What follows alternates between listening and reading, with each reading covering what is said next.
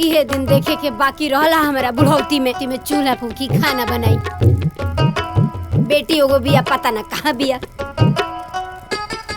का हो शंभू के मम्मी, सुबह सुबह खाना बनाओ तरू। अरे चाय बने तू तो पी लेती तो मूड फ्रेश हो जाई। रौरा के तो चाहवे पड़ल बा। हाँ दूध में काम करी का, एक बार चाय बनाई एक बार खाना बनाई, खाना बनाओ तरी उहे रहो खाली। इहो हमरा बस के बात नहीं के। अब जाके हम चूल्हा चौका फूकी।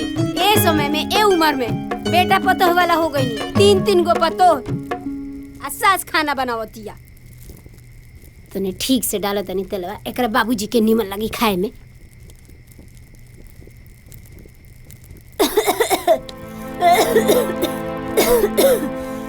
का भइल हो, काहे खासा करू?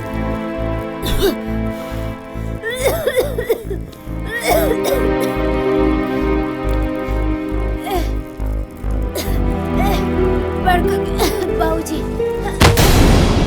अरे शंभू के मम्मी, ये का हो गई? बहू, अरे मोहन, देखो तो तारा माई के का हो गई? अरे माँ जी, माँ जी का हो गई? माँ जी के का हो गई? का हो गई? संभल, उठा, संभल के। ध्यान से, हाँ, ध्यान से।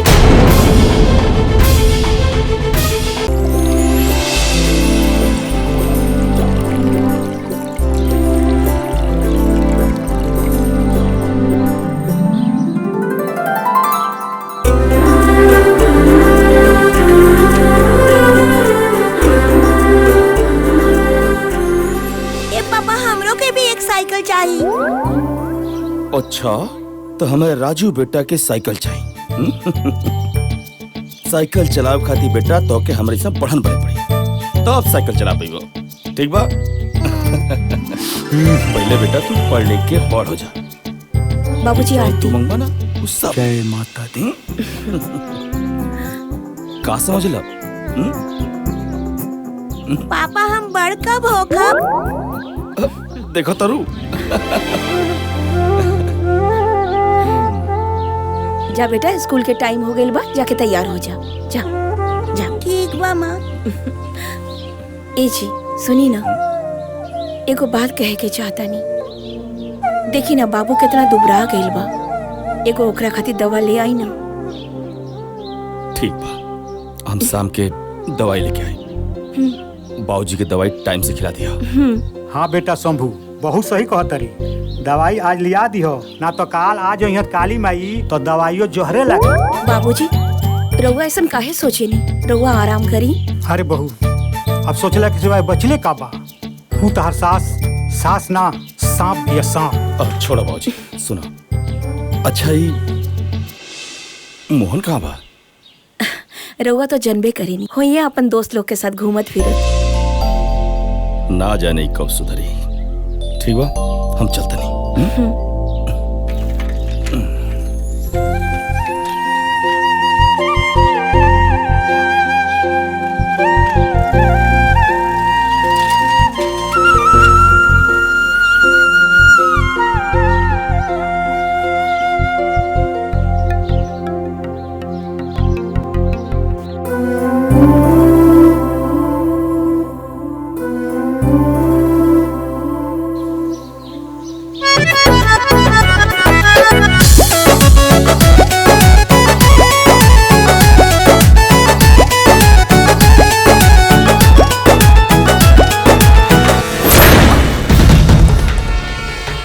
अरे ये का बदतमीजी है? ये बदतमीजी ना प्यार। और बदतमीज बड़ा तू लोग।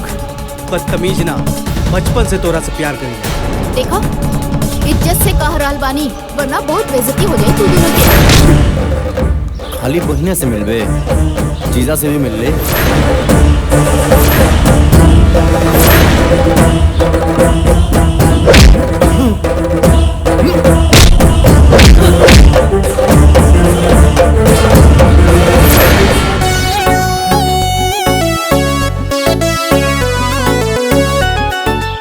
जरूरत है ओकनी के मार के दुश्मनी मोल लेवे के? अरे कैसन बात कहता रू? अरे केहू तरह के छेड़ी हम देखत रहो।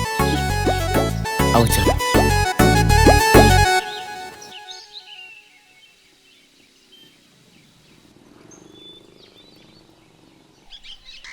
रुका रुका रुका, घर आ गइल हमार।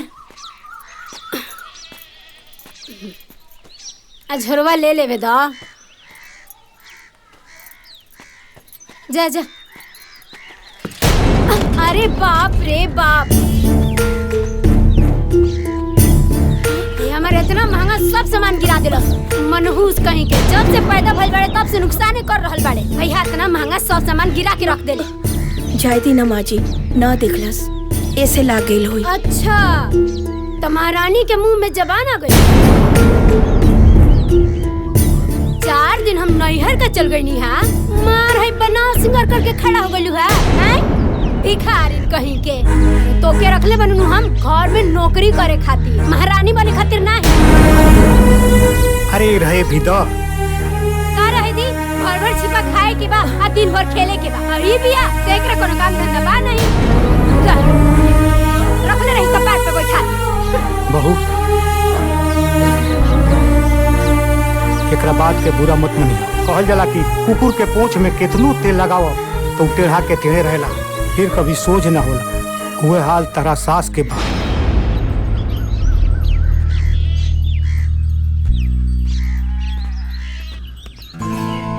तू हमरा से प्यार करेला ना, तो ऐसे छिप छिप के काहे मिलेला?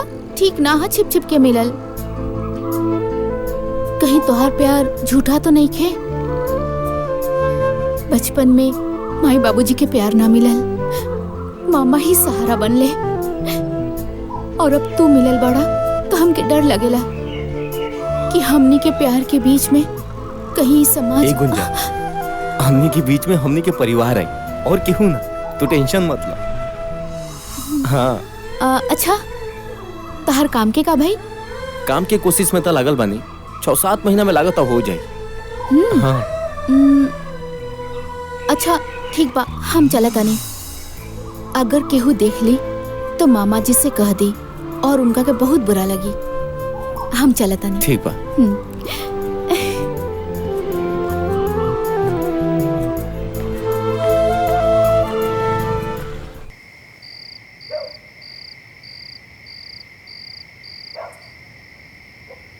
कैसन किस्मत बनौला भगवान हमार, जो हम अपने बीवी बच्चा के भी कोनो सुख नहीं दे पाओ।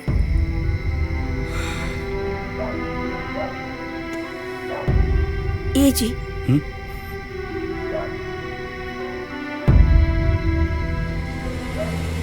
रउआ काहे माई के बात के लेके इतना परेशान बानी? अरे ऐसन कोनो बात नहीं खे भइल। अरे राजू के डटबे न कैली ह, का दादी माँ का इतना हक ना होला अपन पोता पे? कैसे मिट्टी के बनल भारत हो।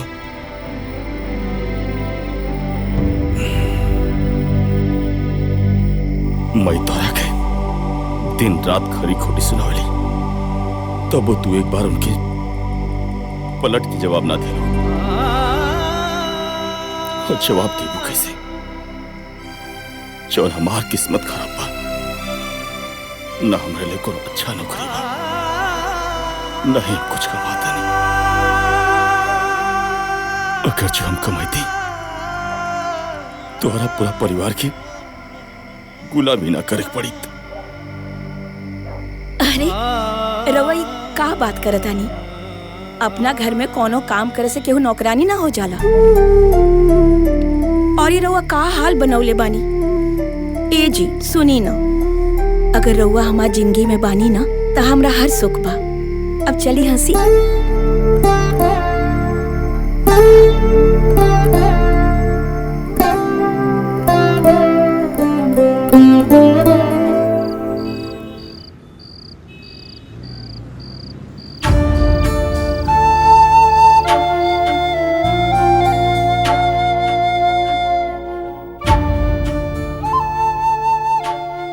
ए जी, इस साड़ी में गुंजा बिटिया बहुत सुंदर लगी ना? हाँ जी, एकदम गुड़िया जैसन लागी। पर एगो बात कही, जब वो घर से चल जाई हन नु, ई घर एकदम खंडर हो जाई। कैसे ओकरा बिना हम जिया बोली? हम तो मर जाए। कहीं ना जाए तू लोग के छोड़ के। और इतना का जल्दी बा हमरा के भगवला के? हम बोझ हो गइल बानी का मामा? अरे ना बिटिया, ऐसन काहे कहा तारू? बेटी के घर से विदा हो ही के पड़ेला।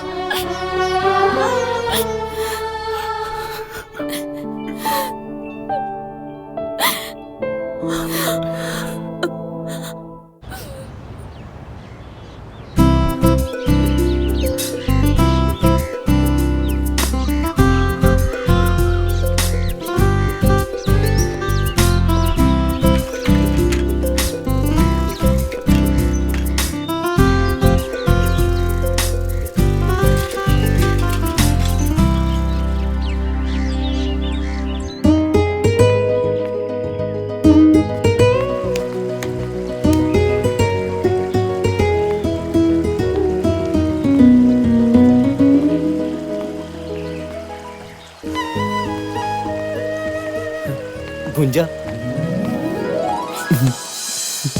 कैसन बाड़ू तुम? मोहन, हाँ? हमरा के बहुत डर लगता। अब तो मामा मामी भी हमार शादी के बात करे लगलन। का? और तोहरा से ई जुदाई सोच के ही हमार जान निकल जाए। ऐसे कैसे जान निकल जाए? तहार जान तो हमरा लगे बा। और वैसे भी ऐसा नौबत तो हम कबो ना आवे दे। हम बहुत जल्द माई से बात कर ले। कब बात हुई? जब हमार डोली उठ जाई हम जात बनी। और हाँ, तारे से बात भी ना करब। ए गुंजा, गुंजा, हमार बात तो सुना।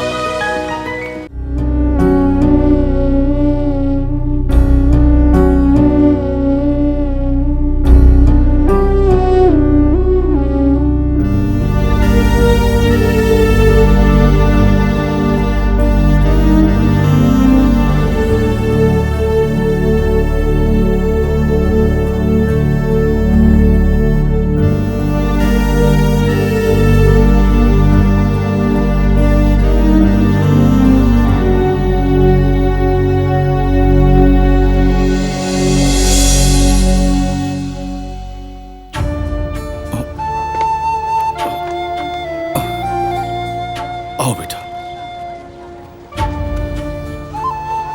रहुआ ऐजा?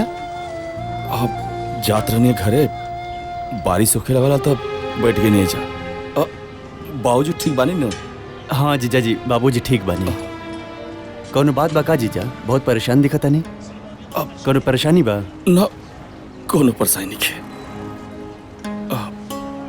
बारिश को असर कल बानी। अच्छा। और सब ठीक बा ना घर पे? हाँ हाँ, सब ठीक बा। अच्छा ठीक बात, तो हम चलता नहीं। हाँ। पार्वती और राजू राह देखा दिलो हमार। अच्छा ठीक बा। ठीक बा। कोनो न कोनो जरूर बात बाटे। एकरा पहले जीजाजी कितना परेशान कब होने की देख ले।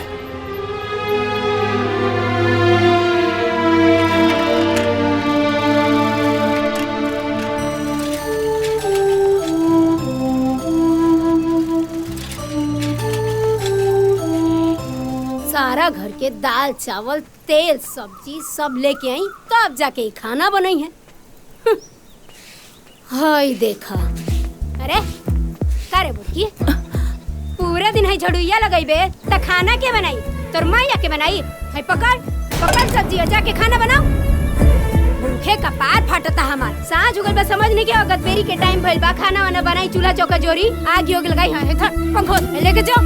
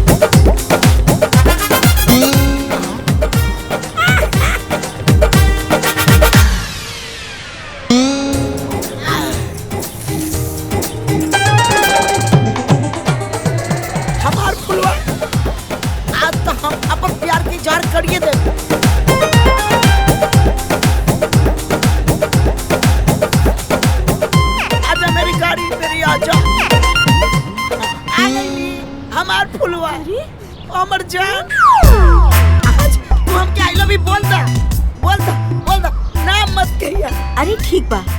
आई लव यू के बाद बा तो घरे बैठ के विचार करब तब बताई, ठीक बा? घरे बतिएबो। अरे घर पे राय बात करब तभी तो शादी हुई। अरे हमके बर्दाश्त नहीं क्यों? अच्छा बर्दाश्त करा, ठीक बा? चुम्मा दे देना। हम बताए। हाँ हमार फुलवा अब हम कैसे जिया? ठीक बा, जा जा। हम ही घर के गुलामी करे नहीं की आयल, ठीक बा? इतने रहुआ काम काज के चिंता बना तो एगो नौकरानी रख ली, तब हमरा के बुलाए। चाय बनावा, झाड़ू लगावा, पोछा लगावा। हमार तो जिंदगी खराब हो गई बा दिन भर खटत खटत। अपना मायका से भर भर के दहेज लेके आयल बानी। आ इतने रहुआ खाना पीना साफ सफाई के चिंता बाना तो एगो नौकरानी रख ली, तब हमरा के बुलाए। अरे तू कैसन बात करता रू? आपन काम केरा ना करेला? आपन काम करे में कोनो शिकायत बा? कहनी ना हमरा से ना होई तो ना होई। रहुआ इतने चिंता बना तो पहले नौकरानी रखी फिर हमरा के बुलाए। हम जाता नहीं अपना मई के। अरे जा तो जा। जैसन गेहूं वैसन रोटी, जैसन माई वैसन बेटी। हमार तो किस्मते फूट गई। कैसन घर में बियाह हो गइल बा हमार।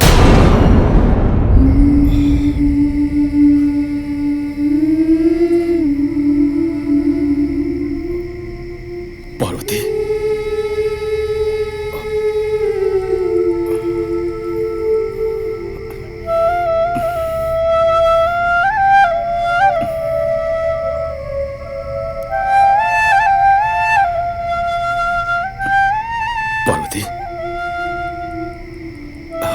लगा था कि माई के बात से तू नाराज बाड़ो। अच्छा, तू हमसे नाराज बाड़ो काहे कि जब से तो के बियाह का खिलाल बानी तो के आज तक हम कोनो खुशी ना दे पानी। ना जी, ऐसन मत बोली। देखी ना, माई हमरे साथ जे भी दुर्व्यवहार करी हम उस सहजानी। देखा पार्वती, एक दिन माई जनवाना हमने की जरूर समझी और हमने प्यार भी करी। सब ठीक हो जाए। हमरा के तो बुझाता कि माई के प्यार हमरा के कब्बो नसीब ना होई। देखी ना, बचपन में माई छोड़ के चल गई और जब ब्याह करके आई नी सास के रूप में माई मिली। लेकिन तू चिंता मत करा, सब एक दिन ठीक हो जाए। देख लिया। चल चल।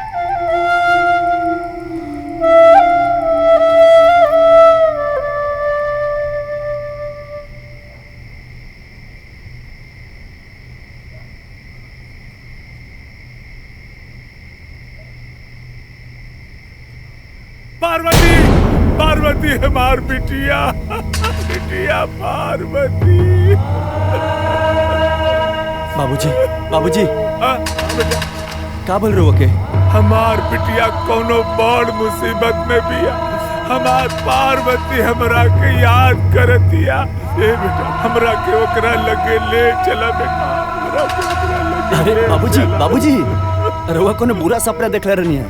अरे हम बानी ना, जाके दीदिया का हाल खबर लेके आए बाबूजी। रउआ सूती बाबूजी, वैसे भी आपकी तबीयत बहुत खराब बाटे। सुबह हम जाए दीदी के सारा हाल खबर लेके आए। हम बानी ना, रउआ काहे परेशान होते नहीं बाबूजी। रउआ सूती, रउआ सूती बाबूजी। वो दिन हम जीजा जी के भी चाय की दुकान पर परेशान देखनी और बाबूजी भी आज कहते रहे कि बिटिया परेशान बिया। एकर मतलब जरूर कोनो बात बा। हम कल सुबह जाके जरूर देखे कि बात का बा और हाल समाचार ले। यह सही रही।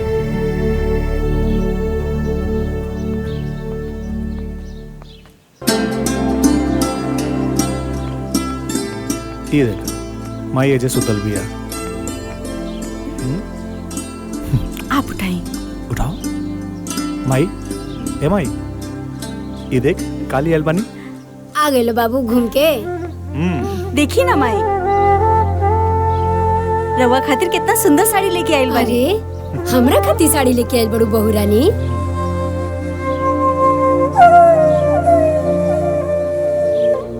अरे वाह बड़ा नीक ले आइल बड़ू। एक रंग उंग बड़ा सुंदर बा। अच्छा भैया खाली माई खातिर ले आइल बड़ा, हमरा खातिर ना। अरे पागल। चाचा हमरा खातिर का ले आइल बड़ा? हाँ? का लेके आइल बड़ा? जब देखा तब भाग के चल आवेला और गले लग जाला। जा अपन पापा से मांगा। जानवी, लड़का से ऐसा ना बात करे के चाहिए। इला बाबू, ये तो हरा खातिर। अरे का गलत कहता रही हो? एके अगर अपन शौक पूरा करे के बा तो अपने बाप से कहे, वो पूरा करी। ते कहे करबे?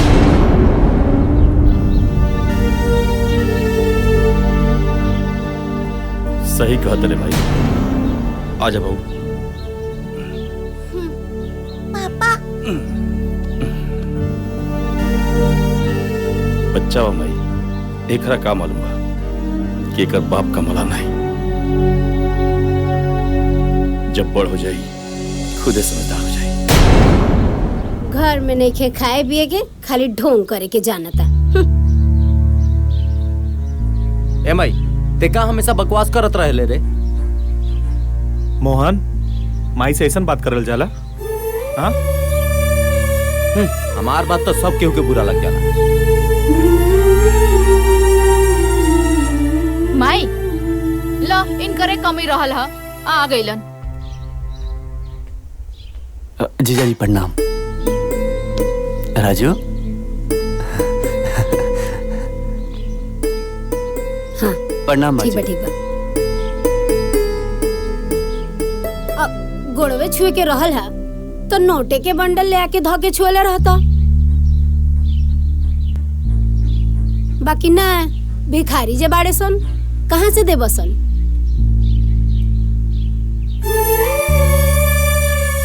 आज तो कुछ देला ना, चल आवेला मुंह उठा के बहिन की है, लाजो ना लागेला। खाए के मिल जाई अच्छा अच्छा। ना ना माँ जी, ऐसा कोनो बात नहीं है। हम दीदी के हाल चाल लेवे आए रहनी, हो गई। अब हम चलत नहीं। अरे बाबू तू बैठा, हम तोहरे लिए नाश्ता पानी ले आवत हनी। ना ना दीदी, तो उससे मिले आए रहनी। सुंदर, अब बाबूजी की तबीयत ठीक बा ना? हाँ बाबूजी ठीक बने। माई आइल बड़े जई है कि रही है? ना ना हम चल जाए। ठीक बा दीदी। ठीक बा माँ जी, प्रणाम। हाँ ठीक बा।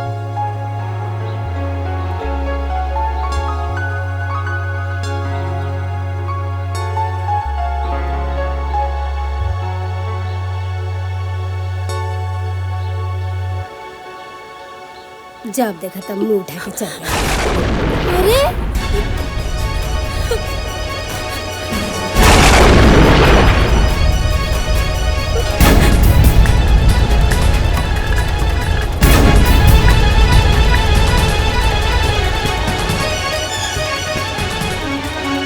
गजब नौटंकी बा। जैसे बुझाता कि हम मार पीट के इनका के जेले में रखे नहीं कर बड़का। देख तो एकरा के हम का बोल देनी कि भाग के चल गई। कतना ही नाटक करतिया। तेहू जो तेहू जो ओकरा पीछे जो मेहरी के गुलाम के।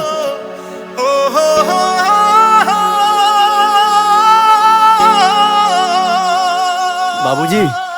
अरे सुंदर, तू आ गेला बबुआ। हमरा लगल के 2 दिन बाद आईबा। कैसन बिया हमार पार्वती? ठीक बिया नो? बाबूजी, दीदी तो हमके आ ही ना देते रहे। और जीजा जी तो नाराज हो गए बाबूजी कि हम काहे घरे जाता नहीं। वो तो कहने के बाबूजी की तबीयत खराब बा, दवा खाना पीना सब हमरे देखे के पड़त है। तब तो हमरा क्या देवन बाबूजी। ए बेटा, पार्वती हमरे बारे में कुछ ना पूछत रहे। अरे बाबूजी, वो तो जब से गई रहनी दीदी तारा बारे में पूछ पूछ के एकदम हमके परेशान कर दे रहे। बाबूजी ठीक बाड़े ना? बाबूजी टाइम से खाना खा ले के ना? बाबूजी टाइम से दवा लेलन के ना? जब से गई रहनी ना बाबूजी, वो तारा बारे में पूछ के बाबूजी बहुत परेशान कर रहे बाबूजी। का बताई बाबूजी। दीदी, अरे जेकर तो राम जैसन पति हो के ओकरा का दिक्कत हुई बाबूजी? वो तो राज कर दिया, राज बाबूजी। बहुत खुश भी है बाबूजी। हमार नात ठीक बान। अब तो बड़ हो गई लोग की, अब तो डोलत होगी ना। अरे बाबूजी वो तो दौड़त आवे, जैसे ही गई नहीं हमसे लागल पूछे नाना हमारा कति कुछ ना भेजलन का मामा? हम कुछ ना लगनी है बाबूजी ओकरा खातिर। का बताई, बहुत बुलक्कड़ बानी हम।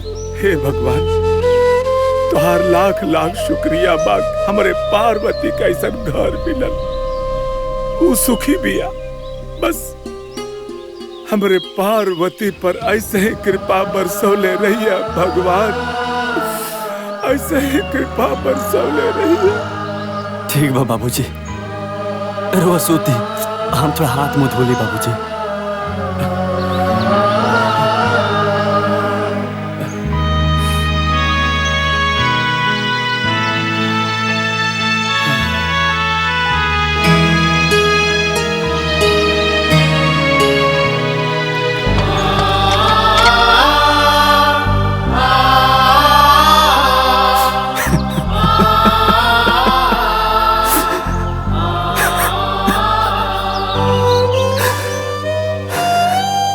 अरे क्या बताई बाबूजी, हमके माफ कर दिया बाबूजी। तो से झूठ बोले के पड़ गई ना बाबूजी। अरे ओकर जीवन तो नर्क से भी बदतर बा बाबूजी।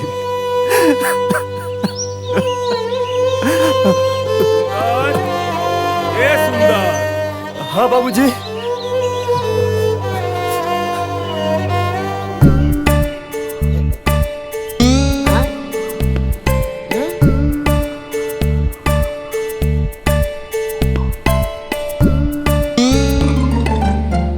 करे तोर चोखा लेके मुंह देख के ना हमारा सारा मूड खराब हो गई। न कुछ बोला तारे और न कुछ बतावा तारे। बोल ना, आखिर का भइल? का बताइए, हम तो अपना घर से परेशान बानी। घर से? का बात बा, कुछ तो बताओ। का बताई हम तोहके, काल बड़की भौजी के भाई आयल रहले घर में, जोन भइल ना।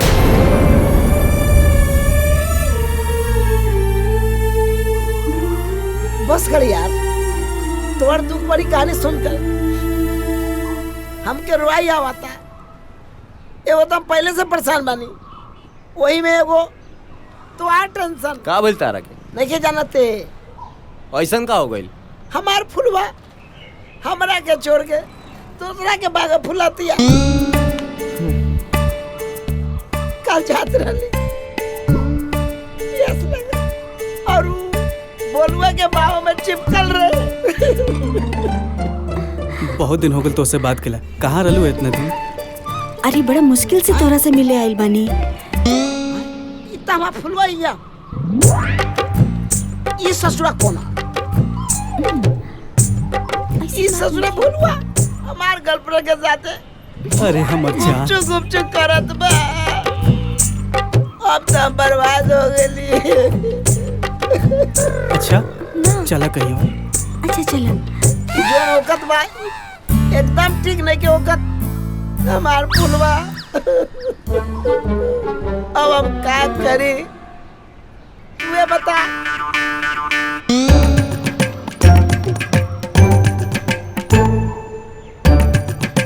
तुहार हमार एक की कहानी बा।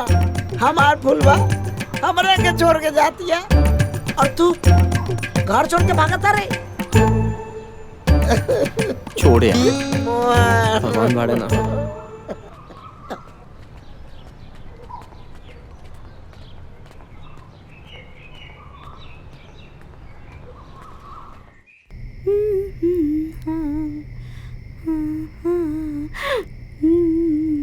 जानवी, आज बहुत सज रहल बाड़ू। का बात बा, बोला। हाँ देख, ये 10,000 रुपया घर के खर्चा खातिर दे दिया, ठीक बा। और हाँ, ये 5,000 रुपया तू रख ला डायरेक्ट तोहर पर्सनल। हाँ ठीक बा। और हाँ, इल 10,000 आपन नौका घर खातिर, ठीक बा? ठीक बा। और वैसे भी और अच्छा खासा पैसा जमा हो गइल बा, ठीक बा नु? ठीक बा। रुका। ये 5,000 रुपया तोरा साड़ी खातिर। हाँ। एका रखा, ठीक ठीक बा? बा, ठीक बा, ठीक बा।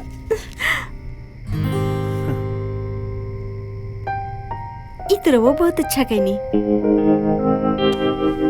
एगो बात कही, लेकिन वो के माने के पड़ी। अच्छा एगो बात बतावा, बड़ा रोमांटिक होके कहा ताड़ू। ई बतावा, आज तक हम तोहार कौन सा बात ना मननी है? वो हम ई कहे के चाहतनी, रउआ जोन ई 10,000 रुपया घर में देता नी, वो देवे की बात नहीं खे, बस रउआ कमाई जाता ही घर में। देखा, तू बात तो सही कहा ताड़ू। एगो बात बतावा, भैया का कमाई धमाई बंद बा और जोन भी कमा ले थोड़ा मोड़ा तो दे ले नो। रउआ के समझावल बेकार बा, कितना समझावता नहीं, लेकिन रउआ समझे के तैयारे नहीं की होत। सब लोग अपन परिवार देखी, रउआ अपन परिवार देखी, वो अपन परिवार देखी है। तू अपना दिमाग पे ना ज्यादा बोझ मत डाला। और सुना, और जॉन नयका घर बुक कैनी है ना, जब वहाँ हम सबे चल जाए ये सब छूट जाए। रउआ ना खाली भैया भाभी के चक्कर में लागल रहेले।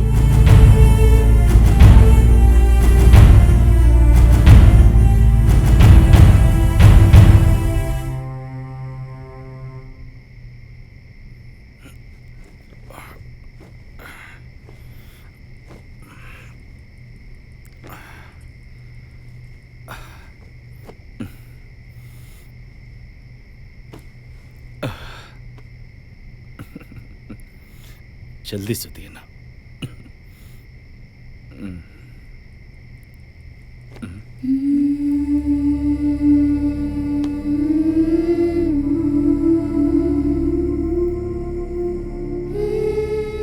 पार्वती,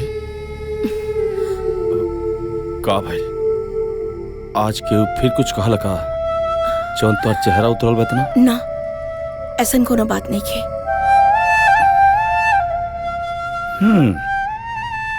जब तोहरा झूठ बोले ना आवेला, काहे झूठ बोले लो? हाँ, हम सब जानता नहीं, कोनो कोनो बात तबाह। बताओ हमरा से का भइला? अच्छा बताओ, बात का भइला? उ कहा जी, मजली बहू से संजय बबुआ कहत रहले कि वो अपना पत्नी के सैलरी देले हाँ, कहलन हा कि 10,000 घर के खर्चा और 5,000 तोहर पर्सनल खर्चा और 10,000 उ जो नौका घर खरीदा था,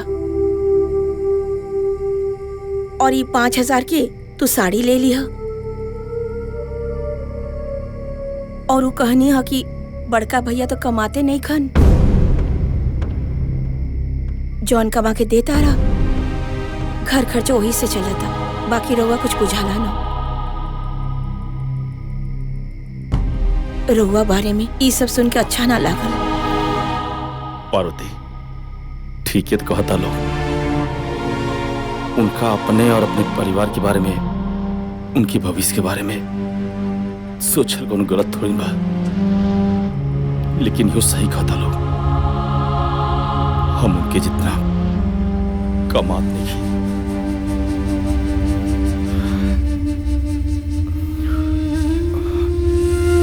खैर छोड़ो सब, चला आराम करा।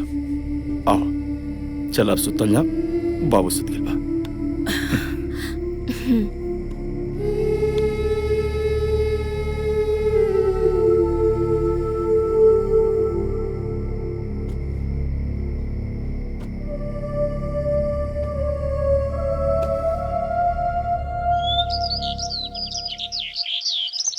अरे हाँ हाँ सर, हम टाइम पे पहुंच जाए। संजय बबुआ, नाश्ता तो करके जाई। गंवार का गंवारे रहबू का भोजी। और वैसे भी तोरा के देखे मालूम कि वो काम से बाहर जाला तो ओकरा पीछे से टोकल ना जाला। और वैसे भी जौन बनौती तू लगन के लागल बा ना, वो हमसे दूरे रहे।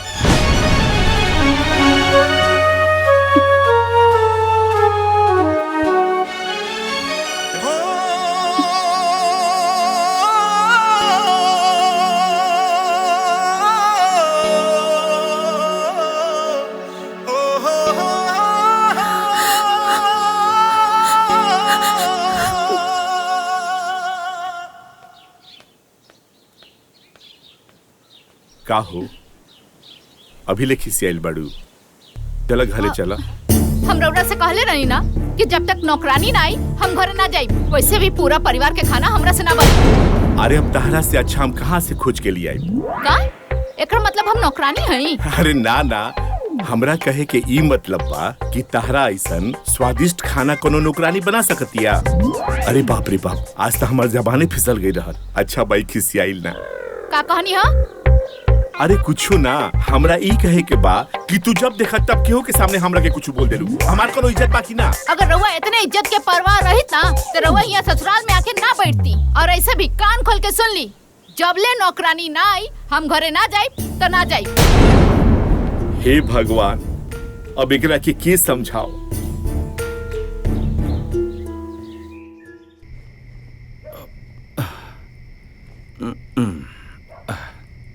अरे पार्वती, आज बड़ा लेट कर दिलू हो। बर्तन ज्यादा रहा का? अरे का बात बाटे, तोहार चेहरा काहे इतना उतरल बा? अरे तोहरा तो बुखार बा हो। ना ऐसन कोनो बात नहीं खे, थोड़ा सा बुखार बा ठीक हो जाई। थोड़ा सा बुखार बा ठीक हो जाई? हाँ, तोहरा अपन परवात कोनो करे के नहीं। तू हमके बतौल रहतू तो डॉक्टर के पास जाके दवाई तो ला लेती। हाँ, एक काम कर, चलो बेटा सुता, तू आराम कर। चलो चलो आराम कर बेटा, बेटा आराम से बेटा।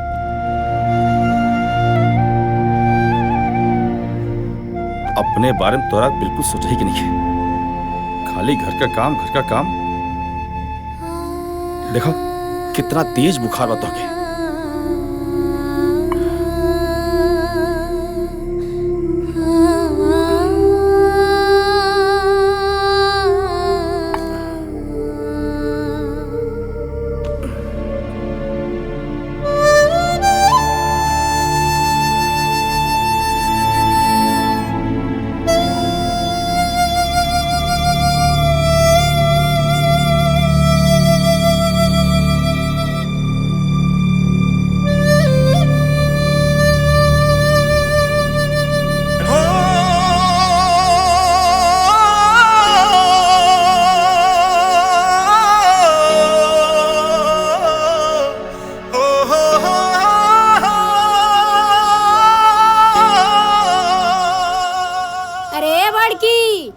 बिखरनिया पता नहीं कहाँ बिया, चाय पानी कुछ ना मिलला। घाम चढ़ गइल कपार पे, लेकिन चाय पानी नसीब ना भइल। अरे चुप करा, जब देखा चाय चाय दिमाग खराब कर देवेलू।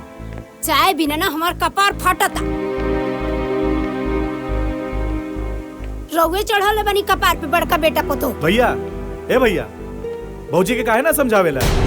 हाँ, सवेरे सवेरे हमरा के ड्यूटी जाए के रहेला, ना नाश्ता बनल बा ना खाना। एक तो घर में सबसे ज्यादा पैसा भी देनी और बिना खैले काम पे जाए। संजय ऐसन बात नहीं है, पार्वती की तबीयत खराब बाटे, रात बहुत ज्यादा बुखार रहे और इस समय भी बुखार बाटे उनके। ये सब बहाना बा खाना ना बनावे के। ठीक कहता रू बहू, तू बहाना बनावतिया, लेकिन तू का करता रू? तोरा तो खाना बना लेवे के चाहिए। काहे से सबसे पहले तोहरे मरद ड्यूटी पर जाले, आ एक दिन खाना ना बनौलो तो कोनो पहाड़ नहीं के टूट गई। रउए तो चुपे रही, कोनो पहाड़ ना टूट गई। अगर एक महीने के खर्चा हमारे मझला घर में दीना ना तो घर में सब लोग के फुटानी कल छूट जाई। ए माई, ओकर कोनो तबीयत खराब नहीं के, कोनो बीमारी के बहाना बना के बैठल होई, सब नौटंकी है। अभी हम जाता नहीं, भाभी के बोला के ले आवता नहीं। तू चुप रहा, तू का बीच में पड़ जानी। रउआ तो चुपे रही। जीजाजी एकदम ठीक कहता नहीं, केहू ना जगह भाभी के। हमरा ई समझ में नहीं क्या आवत कि भाभी खाना ना बनैली तो ते ही बना लेतीस दीदी। मोहन, ज्यादा टिपे टिपेर मत बोल। चुपचाप बैठ के खात रहे, न काम के न काज के, दुश्मन अनाज के।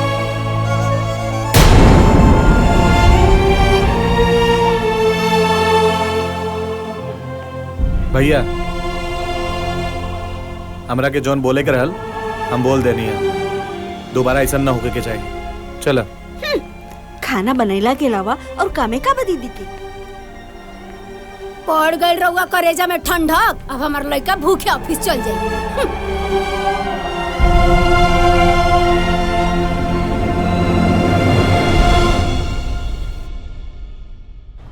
चाचा कुछ जरूरत रहा लड़की से मिले ही नहीं है। चाचा अभी ले हमार सीमेंट बालू ना गई, हमार सब लेबर अभी ले बैठल बारे सब। बाबू कहा कि लेबर बहुत कम बाड़े, लेबर नहीं खन यही से तोहार सीमेंट बालू भी ना गई। लेबर अइहे तो तुरंत तोहरा के भेज दिया जाए। जल्दी गिट्टी बालू पहुंचवाई, और ना तो हम दूसरा जगह से जाके ले ले। ए भाई तू चिंता मत कर, तो हर गिट्टी तोहरे यहाँ पहुंच जाए। हाँ तू जा।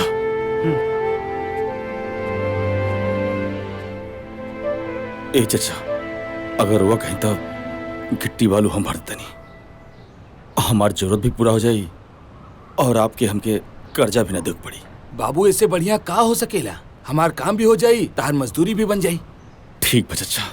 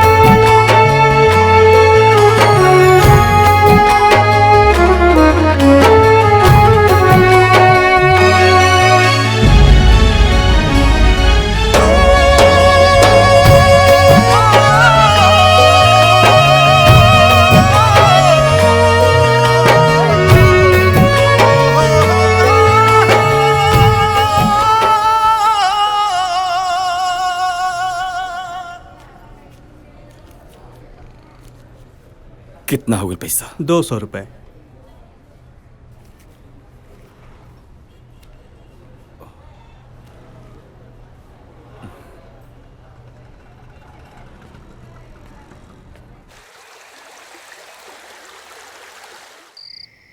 ली देख ली मरचा के ठूट कुल ऐसे ही पड़ल बा, कुछ साफ नहीं के कैले। देख ली कबे से बैठ के बर्तन माजतिया।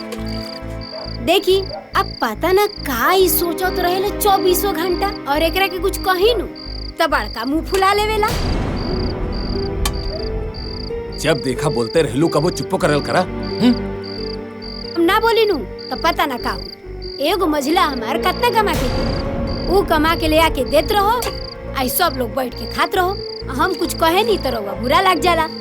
2 घंटा से बैठ के ही बर्तन रगड़तिया, ई रहुआ नहीं खेलो कर हैं, लेकिन हमार बोलल का लोग जाला।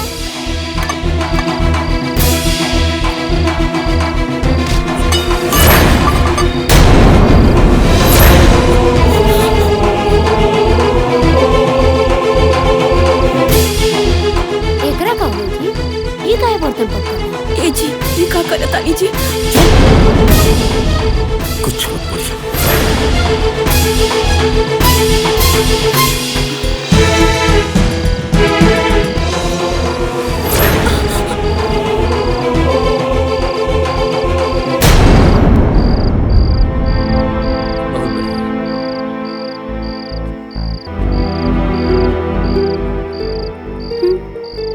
हमरा घर में गजब नौटंकी लागल बा, हमरा कुछ बुझाते नहीं।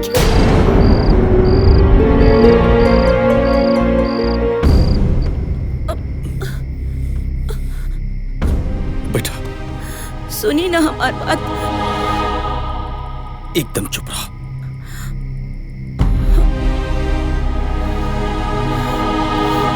सुनी, कौनो बात ना मानी ले हमारा। कहाँ चल गईलन?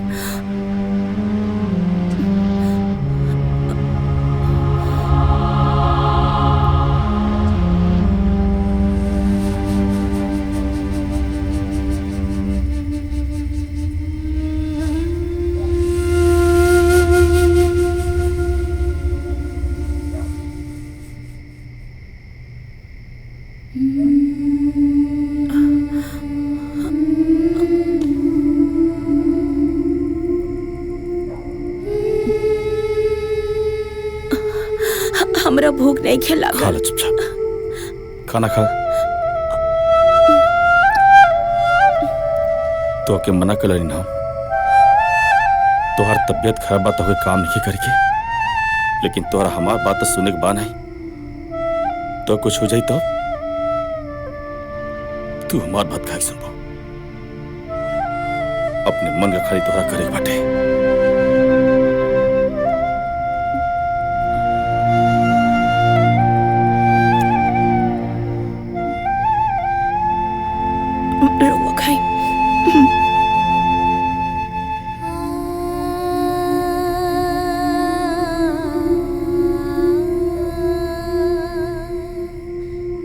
लापरवाह बन तू।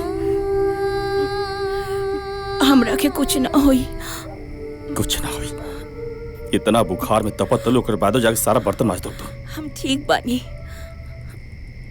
तोहरे खातिर दवाई ले गेला नहीं, लखा लखा एक और खा।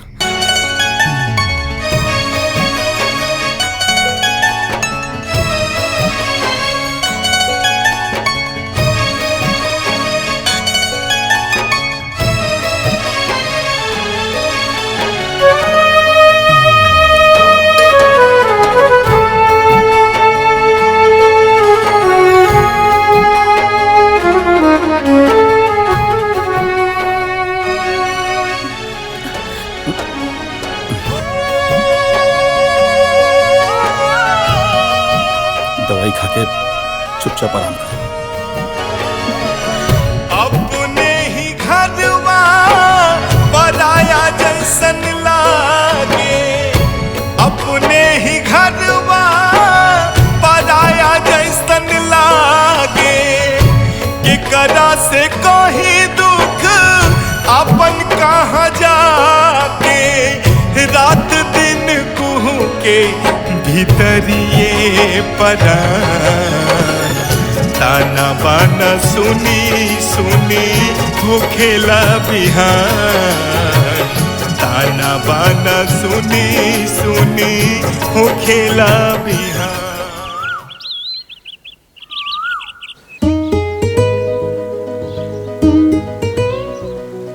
गुंजा, एगो बात कही। कहा? जब से तू हमारे जिंदगी में आइल बाड़ू, हमरा जिंदगी जिए के आधार मिल गइल बा। जब तक तोहरा के ना देखे नी, हम अपने आप के अधूरा महसूस करे नी। हाँ, तार ऐसने बात तो जादू चला देले बा। दिल में भी बाड़ा और दिल लगी भी करेला। दिल लगी ना, इस सच्चा मोहब्बत बा। जैसे लैला मजनू हीर रांझा कहले रहला ना, वही मनमोहन के गुंजा से प्यार बा। हाँ, बात बनावे के तो केहू तारा से सीखे। अच्छा एगो बात बतावा, तू अपना घरे अपना माई बाबूजी से हमनी के शादी के बात कइला? बात तो ना कही, लेकिन बहुत जल्दी कर ले। काहे ना बात कइला? अरे ये सब छोड़ा, चला तोहके तारा मामा के घर छोड़ देता नहीं।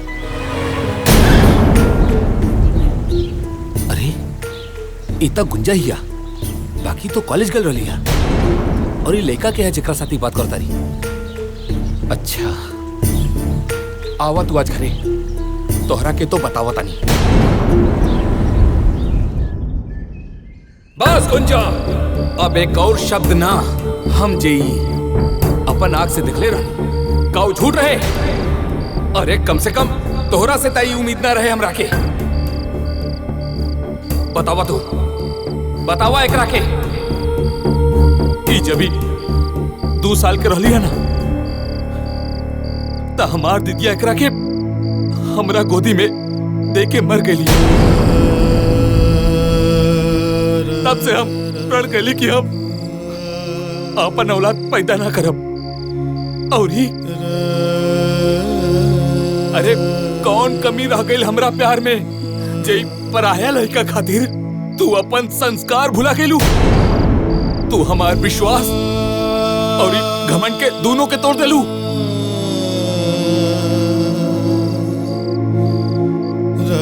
ना मामा जी, हमरा और विश्वास और संस्कार कुछ नहीं की भुलाई। रउआ जौन कहब हम उहे करब, लेकिन ऐसा ना बोली। त कैसे बोली? आए अरे जौन चीज हम अपना आँख से देखले रहनी है का वो झूठ रहे?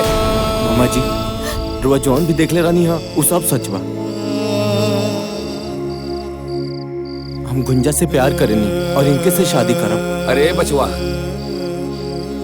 तहरा देख के ना हमरा मालूम बा, हमरा लागता कि तू बहुत बड़ खानदान के बड़ा। बाकी तोहार खानदान और हमारा खानदान में बहुत बड़ा अंतर बा। बाकी एक चीज याद रखिए, चाहे वो गरीब होके या अमीर, सबके इज्जत इज्जत होला। मामा जी रो विश्वास करी, राउर इज्जत आज से हमारी जिंदगी बा। रोरा हाँ के बाद हम अपना पूरा परिवार के मना ले और हम गुंजा से शादी करब।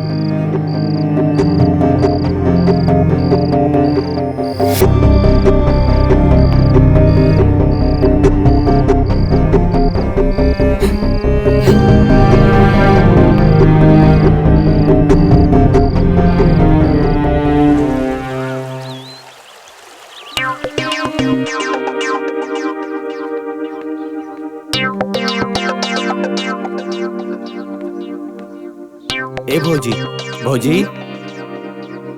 अरे देवर जी, का बात बा? आज बड़ा खुश लागतानी। ए भौजी, उ का बात बाकी रवा से एगो बात। ए भौजी, एगो लड़की से हम प्यार करेनी, ओकरा से हम शादी करके चाहतनी। सुनी भौजी, माई से बात करी ना रुआ शादी खातिर। पहले ई बताई कि ई गुंजा के है जी? कहाँ रहेली? उनकर माई बाबूजी का करेलन? ए भौजी सुनी ना, उनका घर के सब लोग तैयार बा, बस रो माई से बात करी ना शादी करे खातिर। प्लीज भौजी बात करी ना भौजी। हाँ ठीक बा। बाकी रउआ तो जनबे करेनी, हमरा पे अम्मा जी हमेशा जरल रहेनी। फिर भी सही समय देके हम बतिया ले। हाँ भौजी बतिया ले प्लीज। ठीक बा भौजी, चली दिए कपड़वा लेता नहीं हम, चली। अरे वाह देवर जी। बड़को, अरे महाराज, लड़की बहुत सुंदर बिया, ओकर घर दुआर भी बहुत बढ़िया बा। उ लोगन के कोनो चीज के कमी नहीं खे। प्रणाम पंडित जी। प्रणाम प्रणाम। लिली पंडित जी मुंह मीठा कर। हाँ हाँ लेता नहीं। हो पनिया दो। का हो ठीक बाड़ा नु? पंडित जी तो बुझाता कि तोहर ब्याह कराइए के मनी। जीजा जी रुआ तो पता बा, ऑलरेडी हम गुंजा से प्यार करेनी, उनकरे से शादी करब।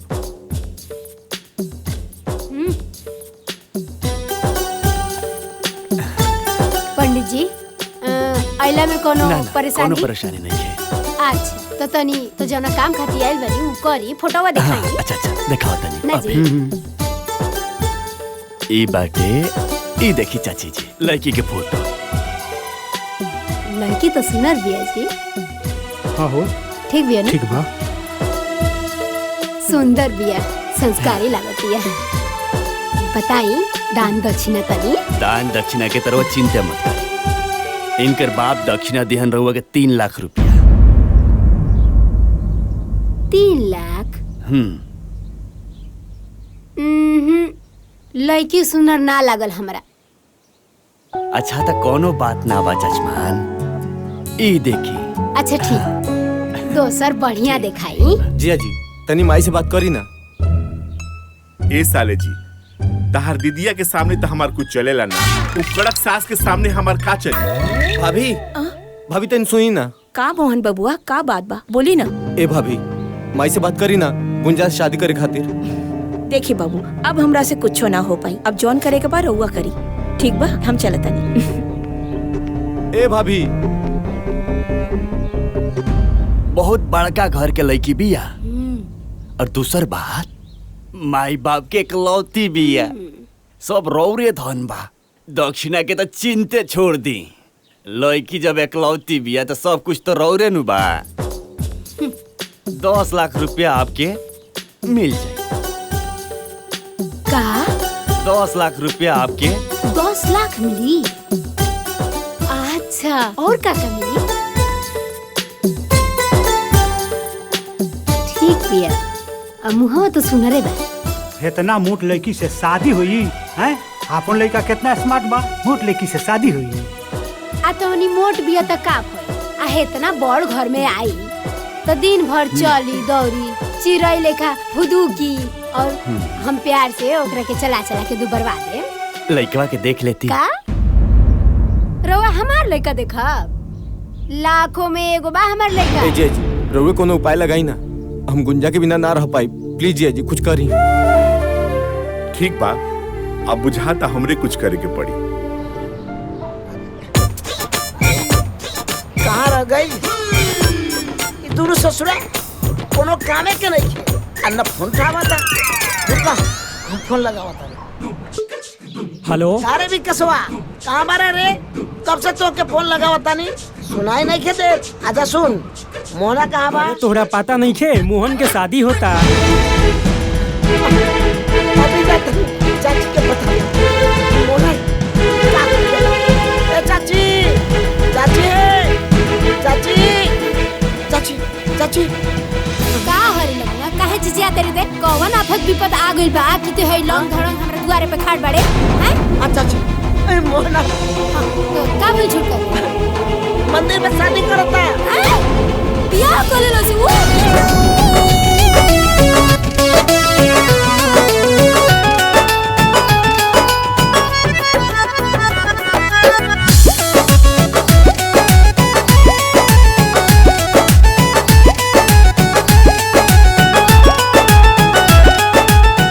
चाची और तो और हमरा के बारातो नहीं के ले गेल का? हाँ हमार सब धन लुटा गइल आ तोरा बाराती के पड़ल बा। मोहन बियाह तो कर ले लो, अब चाची के समझाई? अरे जन होई तो देखल जाई। जी जी बानी ना। अरे अरे अरे और के तो देह ला। अरे अरे अरे भाई, अरे अरे अरे बाप रे, अरे का भाई? अरे भाई, अरे काहे मारना रे एकरा के? अरे अरे बाप, अरे अरे कुछ तो बताओ। घर में रहबे पता कर दे तो अपनी पता चली कि का भई। अरे जब बताइबे तब तो पता चली। भाग गई। अरे तोरा कुछ पता बा? अरे जब बताइबे तब ना मालूम पड़ी। अरे छोटका नु बियाह कलरस मंदिर में जाके बियाह आवे दे ओकरा के घरे। आज को टंगरी तोड़ देब हम। बियाह करत लोग वो हमरे से पूछे भी ना। बैठ जो, गोड़ दुखात होई। दे बैठ, तोरे गोड़ दुखात होई, हमार माथा दुखाता। आवे दो ओकरा के आज ओकरा के घरे से निकाल के रहब। अरे गुस्सा थूक दो, अपने नु खुन हो। अब एकदम चुप पे रही। अगर रावा कुछ बोली लो बीच में, राव हमार बिगाड़ हो जाई, टकराव हो जाई, कह दे तनी। बहुत हो गई, रावा छूट देले बानी तो इकुल होता ना। ए बेरा ना छोड़बो ओकरा के। देख लियो, आ जाए तो एक हाली आ जाए तो घरे तब बतावत।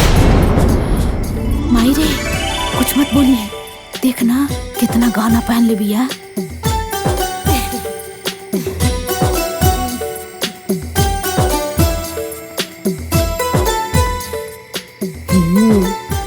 गाना तो खूब भारी पहन लिया। का बात बा, बहुत बढ़िया। नथियो असली लगता।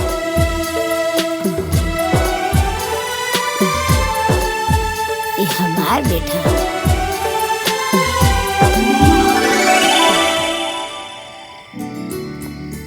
चलिए देवर जी। चला।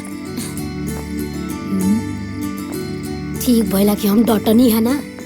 आई देवरानी जी, आई बाबूजी। प्रणाम बाबूजी। गोलातन बाबूजी।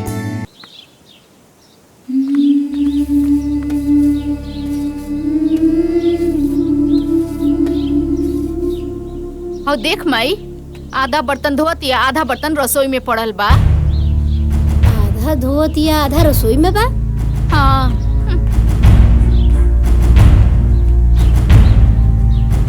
भाई सारा बर्तन पड़ल बा तो वो कौन बर्तन धोतिया?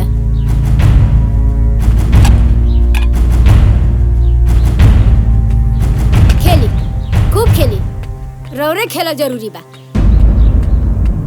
का रे बड़की का मजा रे? भाई सारा बर्तन हो जा रसोई में पड़ल बा। हई सब बर्तन तोर बाबूजी मर्जी है? अब बाल्टी कहाँ बरे? और बाल्टी हो जा पड़ल बा। हई सब बर्तन ही जा पड़ल बा। हाउ चूल्ही तोर देख कितना बर्तन पड़ल बा। हम हर बात याद दिलाई तोरा के। कितना साल हो गई तोरा आइले जा, आई तोरा समझ में ना आवेला? भिखारन कही के माँ बाप तो कुछ देलस नहीं। हमार बर्तन है, हमार बर्तन। चोर कही के जा देखा तब मनहूस लेखा बैठा रहतिया, काम करतनी के करा से कहीं दूर पागल करके रख देले बिया। अपन कहाँ जाके रात दिन कुहू के भीतरिए परान। अच्छा लगा था कि हमरे कुछ करे के पड़ी। जब देखा तब ये लोग बड़की दीदी के सतावत रहेले। ताना बाना सुनी सुनी हो खेला बिहान।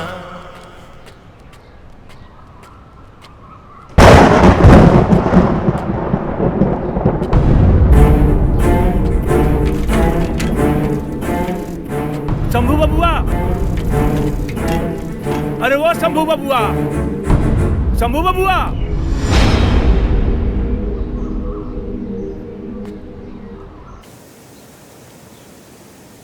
अरे भाग्यवान, छोटका के शादी हो गई, लगता खुश बाड़ू। काहे खुश ना रह मोहन के बाबूजी? अब हमरा मोहन के पसंद होला। और जाना तनी कालू ओकरा के हानि छुआ देनी है। घर के सारा काम काज में लाग गइल बिया, बड़ा अच्छा से करती। और गहना भी कितना पहन के आइल बिया नु। किचन के सारा काम संभाल लेली। माजी चाय ली। अरे वाह रे वाह, भोरे ही भोरे चाय बना के ले आ देली बहू रानी हैं। सुना, हाँ जौन तू गहना सब पहन के आई रहलू है वो कहाँ बा? तू ले आके हमरा के दे दा, हम सब अपना पास रख लेते नहीं, ठीक बा? ना अम्मा जी, हम रउआ के गहना नहीं दे सकते। काहे कि वो हमरा माई के आखिरी निशानी बा। हम चलता नहीं, दीदी के भी चाय देवे के बा। हाँ हाय देखी 2 दिन की आइल न भइल एकरा आ चलती चलावे लगल। अरे भगवान, कब तक ले हिटलर बन कर रहबू? कबो महतारी बन के भी तो देखो। महतारी बन के देखा, महतारी बन के रहम ना तो ये हमरा कपारे पे बैठ जाइए कुल। ठीक बा, तारा जौन मन करता उन करो। कसम से जिंदगी में पहली बार ऐसा चाय पीले बनी, पीला के बाद तो मजा आ गई।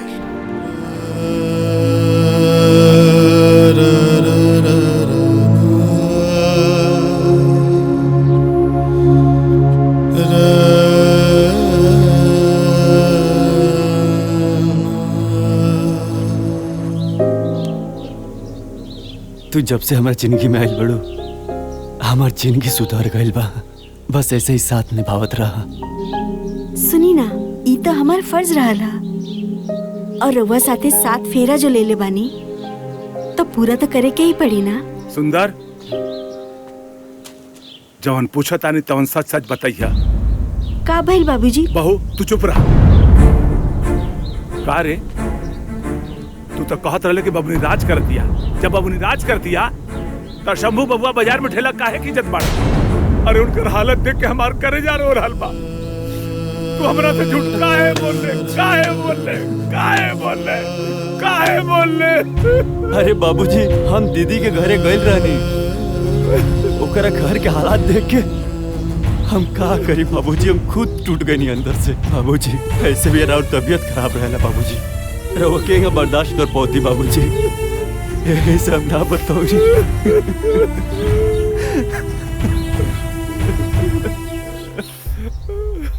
तू हमरा से झूठ काहे बोल? हमरा से साफ साफ बताओ कि न चाहत रहे। कहाँ जरूरत रहे झूठ बोले की?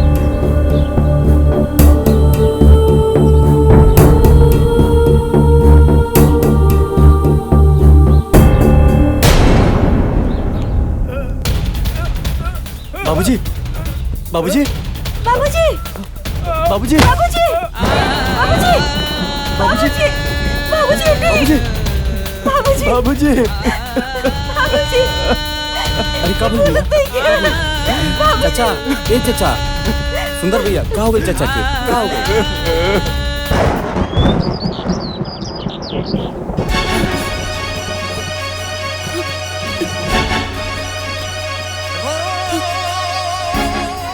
बबुआ, कब हो जी? हम क्या हमार घर छोड़ दी? राउत भैया अभी तक ड्यूटी से ना आइलन। चली भौजी। अरे बड़की, अगर ते एक कदम आगे बढ़ावे ना तो बेना से मार के तो तगड़ी तू, हैं?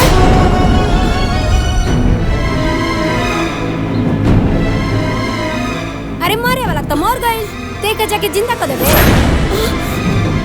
जब देखा तब, अरे तोरा तो नैहर जाए के बहाना चाहिए। नैहर जाए बड़ी आइल बड़ी नैहर जाए। चुप करी माँ जी।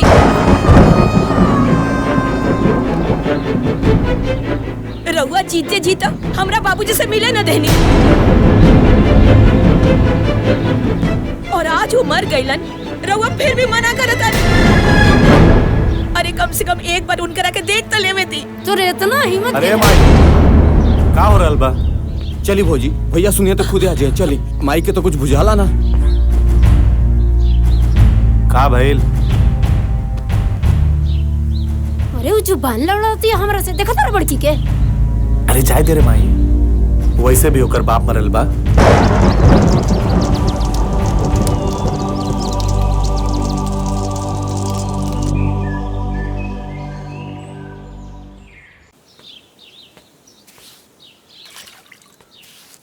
बाबा मम्मी कब आई? अरे आवते हुए बाबू। बाबा सेब खा ली। जा बाबू खा लो।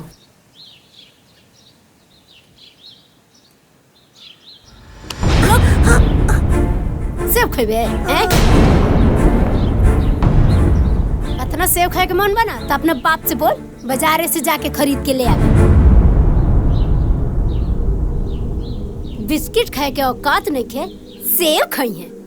तेरे बाप 1 रुपया कमाइए ना, अब बेटा चल बड़े सेब खाए। चल भागी से भाग।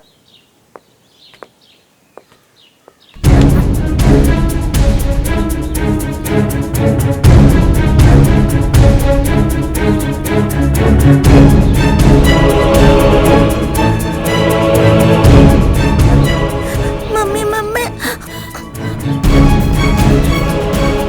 रउआ सेब खाए के इतने शौक बा तो रउआ बोली बाबूजी के कमाई के।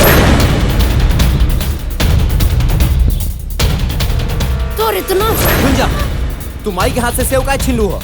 नहीं, भाई तोरा बाबूजी के कमाई देखा दिया, हमरा हाथे से सेब छीन लेलस। गुंजा माफी मांगो। हम काहे मांगी माफी? जो अम्मा जी कहनी है उहे हमहू कहनी है। मोहन,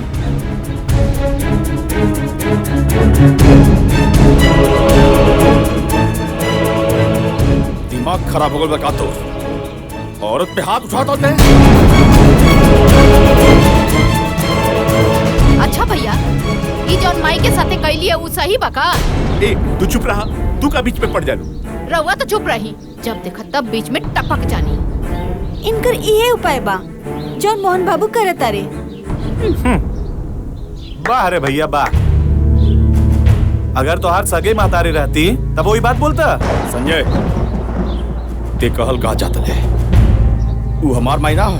अरे ना रे बड़का, अरे ते हमरा कोखी से पैदा ना हो सकेलिस, तोरा जैसे औलाद हमरा ना चाहिए। सही कहता तुम। शंभू जैसन आदर्श लेका तोरा कोखी से पैदा ना हो सके। अरे शंभू जैसन आदर्श लेका के पैदा करे खातिर महतारी के तपस्या करे के पड़ला। तपस्या जौन की तारा से ना हो सकेला। बाबूजी, आप चुप रहे, मत बोली बीच में। माई हमरा के अपन बेटा माने न माने, संजय अपन भाई माने न माने, लेकिन हम संजय के अपन सगा भाई माने नहीं, और माई के माई। अरे ना ना रे, हम तोर माई ना हई, बिल्कुल ना हई।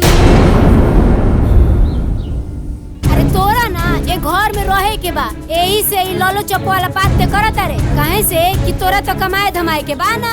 अरे ते ए घर के खर्चा का चले, ते तो अपना मेहरारू और लड़का के खर्चा चला लेना, तो उहे बढ़न बात बा। ना माई, ना तो मैं घर में रहे खातिर कुछ बोलता नहीं, और ना ही केहू के डर से। हम तो बाबूजी खाते चुप बने, ना तो हम बोलती और पूरा घर सुनी। भैया कह देला ना सौतेला वाला बात। पूरा गांव जवार जाना था कि हमने तोहार सौतेला भाई है, लेकिन तोहरा मुंह से सुन के हमरा के अच्छा लागल। और बाबूजी तोहार बड़े और माई सौतेली। वाह भैया वाह, बड़का भैया आज तक हमनी में कोनो फर्क ना समझ ले, आ तू इनका के सौतेला कहता रह। अरे हमरा तो शौक होता, सौतेला ही ना बल्कि तू बड़ा तू। मोहन संजय,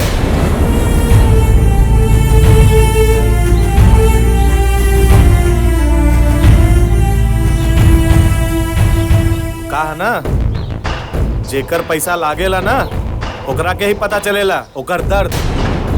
और वैसे भी अभी घरे में जे कमाई और राजू के बाद ये घर में सब अलग अलग रही हैं।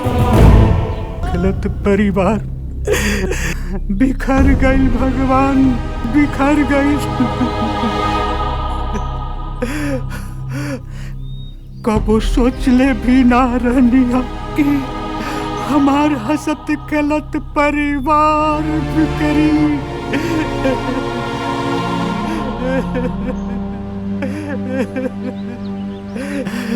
हे भगवान,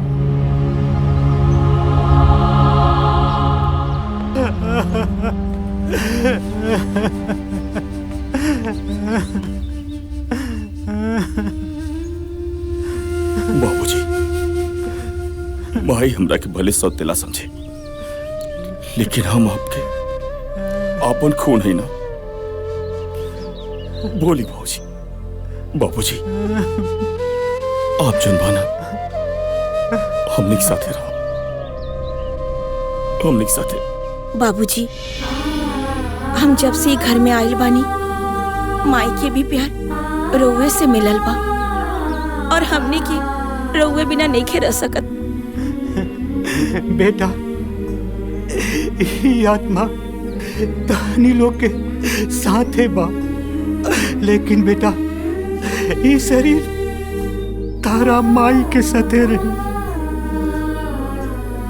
कैसे हम उनका से शादी करके ले आइल बानी, शादी करके अब तक शरीर मरला के बाद ही अलग हुई। बेटा मरला के बाद ही अलग हुई।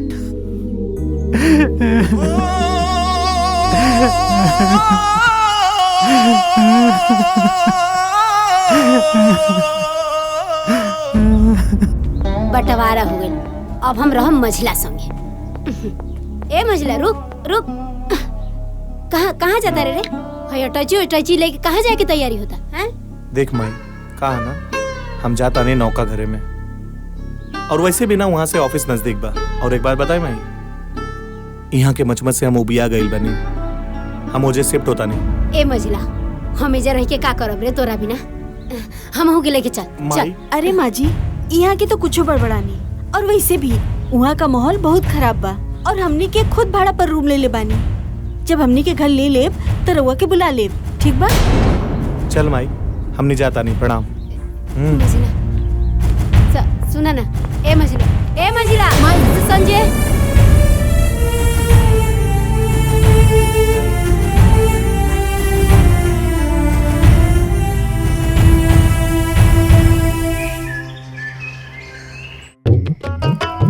इहे दिन देखे के बाकी रहला हमारा बुढ़ौती में चूल्हा फूकी खाना बनाई। बेटी एगो बिया पता ना कहाँ बिया। का हो शंभू के मम्मी, सुबह सुबह खाना बनाओ तरू? अरे चाय बने तू तो पी लेती तो मूड फ्रेश हो जाई। रौरा के तो चाहवे पड़ल बा। हाँ दूध में काम करी का? एक बार चाय बनाई, एक बार खाना बनाई, खाना बनाओ तरी उहे रहो खाली। इहो हमरा बस के बात नहीं के। अब जाके हम चूल्हा चौका फूकी। ए समय में ए उम्र में बेटा पतोह वाला हो गई नी, 3 गो पतोह सास खाना बनावतिया। तूने ठीक से डाला तनी तेलवा, एकरा बाबूजी के निमन लगी खाए में।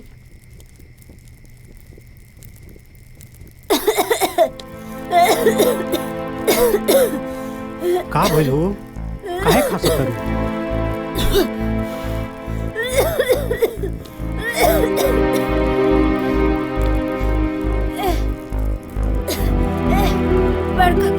बाबूजी। अरे शंभू के मम्मी ये का हो गई? बहू, अरे मोहन, देखो तो तारा माई के का हो गई? अरे माँ जी का हो गई? माँ जी के का हो गई? का हो गई? संभल उठा, संभल के। ध्यान से, हाँ, ध्यान से।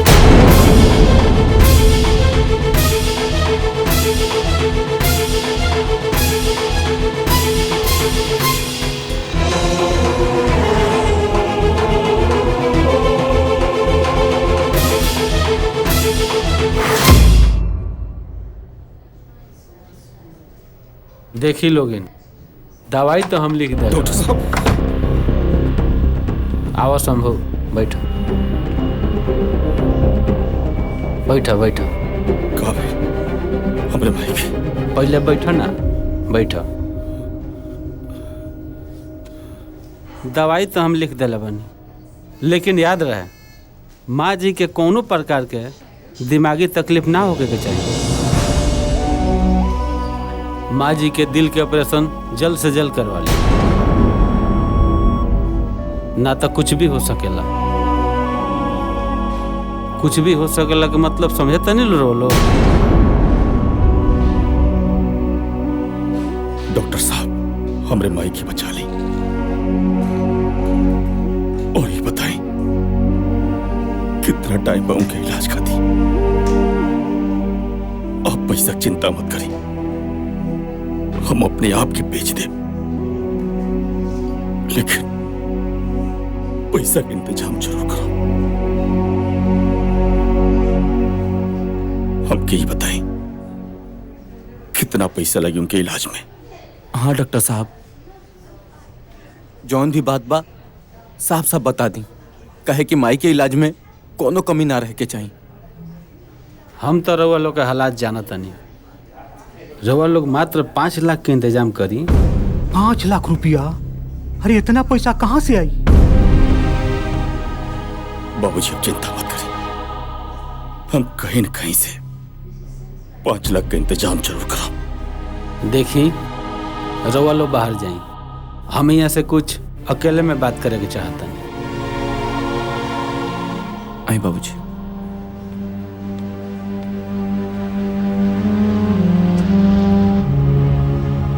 बताइए डॉक्टर साहब। देखी शंभू बाबू, अब माँ जी के ऑपरेशन खातिर इतना सारा 5 लाख रुपया रउआ कहाँ से लेके आए? आप चिंता मत करिए डॉक्टर साहब, हम इलाज जरूर कराए। कहीं से भी इकट्ठा करे पड़े पैसा हम जरूर कराए। तो ठीक बा शंभू बाबू, हमनी के लगे 1 महीना के समय बा। 1 महीना के अंदर अंदर अगर माँ जी के ऑपरेशन हो गई तो सब कुछ ठीक हो जाई, ना तो हम कुछ ना कर पाए।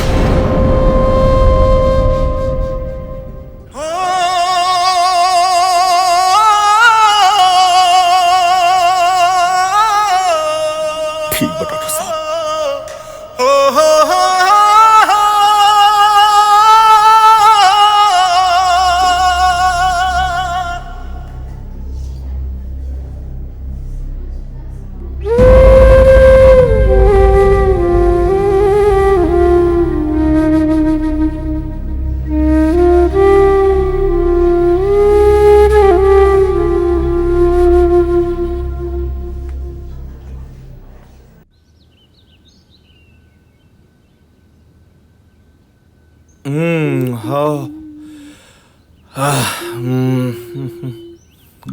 का हो जान, बड़ी खूबसूरत लगा तारू।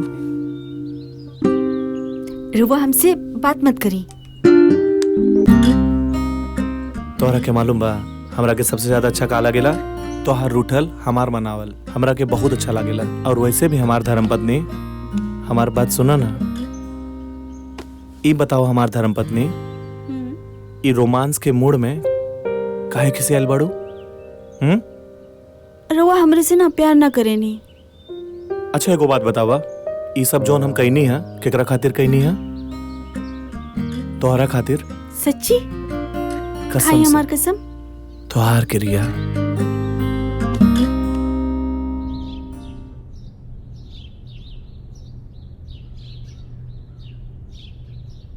ए मोहन के बाबूजी, हमरा का भइल बा जी? का डॉक्टर कहले हैं जी? अरे कुछ नहीं के बोलो, थोड़ा कमजोरी हो गई बा। वैसे भी तारा खाना बनावे के आदत नहीं के नु, यही से तू बेहोश हो गइल बा। कुछ दिन आराम करे खातिर डॉक्टर साहब कहनिया, ओकरा बाद बिल्कुल ठीक हो जेबू। सच कहता नु? एकदम सच कह। बहू दवाई खाए खातिर पानी लेके आओ। जी लावतानी।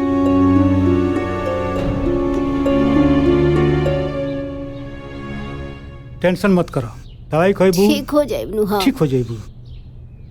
ई काहे जाइल बिया जी? ई तो अलगे हो गइल बिया नु। वैसे भी एकर छुअल हम पानी ना पियो। हमार मझली आई नु, वो हमार ख्याल रखी। अरे तू काहे ऐसा बोलता रू? दुख तकलीफ में अपने लोग काम आवेला। ठीक बाजी।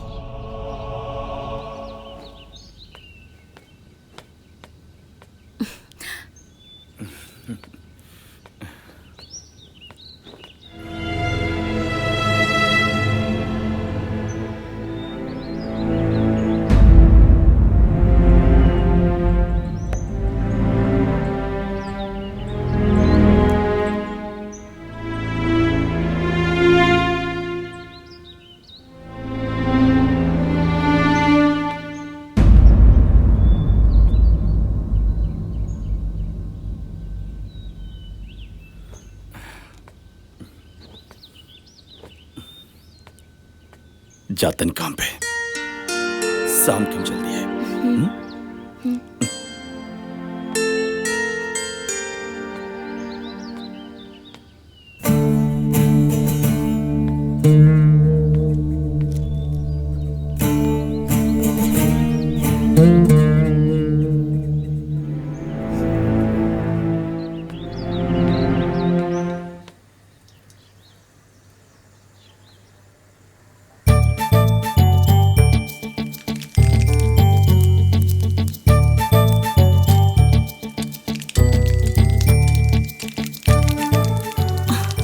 बैठल बानी, जाई ना।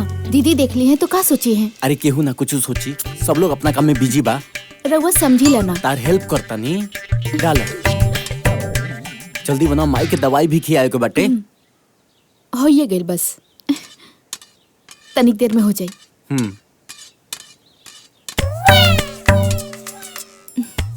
जाई पहले जाइए, जैसे हम बनावा तनी। बनाओ ना, हम जाता नहीं।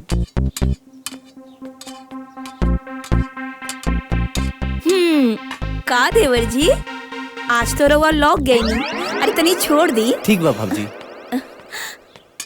अरे बबुनी, ये बतावा ये कौन ची का दवा? ये केकर दवाई है दीदी? हम बतावा तनी, पहले ये बतावा कौन ची का दवा है? ये रउआ के कहाँ मिलल? अरे हम बता दे, पहले बतावा कि कौन ची की दवा है? ये तो कैंसर के दवाई है।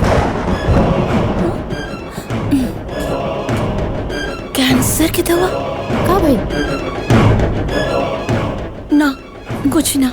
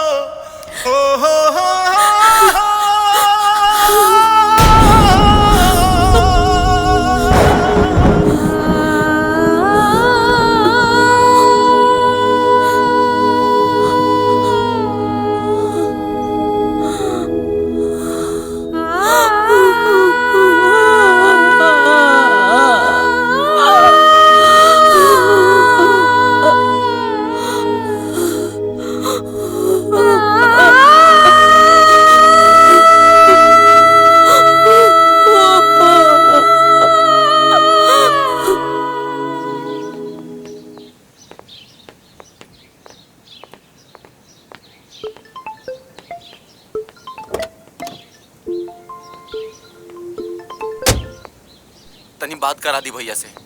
का बात बा हमके बताई, हम वहाँ से बोल दे।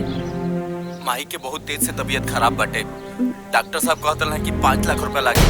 यही बारे में भैया से बात करे करला। तनी बात करा दी भैया से। आउ हमरा लगे नहीं कि वो फोन घरे छोड़ के गेल बनी। आइम तो बात करा दे। अच्छा ठीक बा, रखा तनी। का भइल जानवी? अरे वो सहेली के फोन रहे। आवत अरे जब देखा फोन, अरे कितना फोन आवेला तोरा के?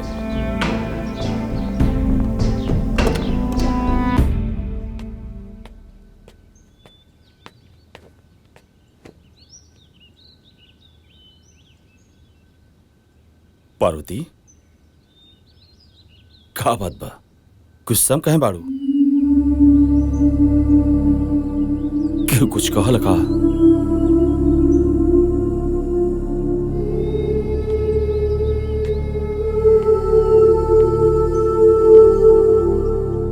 पार्वती आज फिर घर वाला लोग कुछ कहा लगा?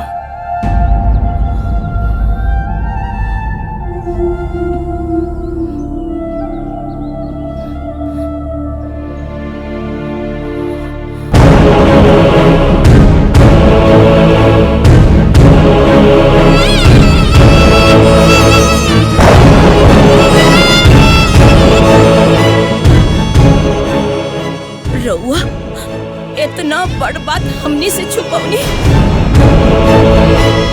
काहे? सिर्फ हमनी के खुशी खातिर रउआ इतना तकलीफ झेलतानी। रउआ के कैंसर बा और रउआ हमरा के भी ना बतावनी कि रउआ मौत और जिंदगी से लड़ रहल बानी। हमरा के अपना ना समझनी का। अकेले इतना तकलीफ काहे सहतानी? चुप काहे बानी? बोली ना, काहे चुप बानी? कुछ तो बोली रउआ। का बोली तो से? का बताई तो से पार्वती? हम ही कैसे बताई कि हम मरे वाला बानी? हमारो रोज दिल दिल खुट खुट के मरता नहीं। बाकी रह गई बात, हम आज जिंदा बानी खाली तोहलो खाली। और तो के बता के तो हो के घुट घुट के मर देती। तू हो के कैसे मर देती पार्वती? हमारी बात सुनो ना। वो राजू को पूरा जिम्मेदारी तोहरे ऊपर बा। सुना हमार बात, तू इतना कमजोर मत पड़ा, इतना कमजोर मत पड़ा। सुनो ना, अभी हम जिंदा बानी। अभी हमरा कुछ नहीं होके वाला। अभी हम जियो रउआई कैसन बात करतानी? अरे अगर रउआ के कुछ हो जाए तो रउआ सोच ले बानी हमने के का होई? और हम रउआ बिना कैसे जी पाई? ऐसे मत बोला। सुनो ना, तो क्या हमार कसम घर में केहू की मत बताइए तू। और घर में बाबू हुई तो ओके मालूम पड़ी तो ओकरा के सब बतावले से ओकरे ऊपर बहुत गहरा असर पड़ी पावती। ये बात की समझा तू। और अभी हम जियो मरा थोड़े मानी भाई। अरे अभी हम जियो, अरे हम जियो पावती तुम्हारा खाती और राजू खाती। अरे हम भी कुछ ना हो। तू बोलू ना, तू बोलू ना।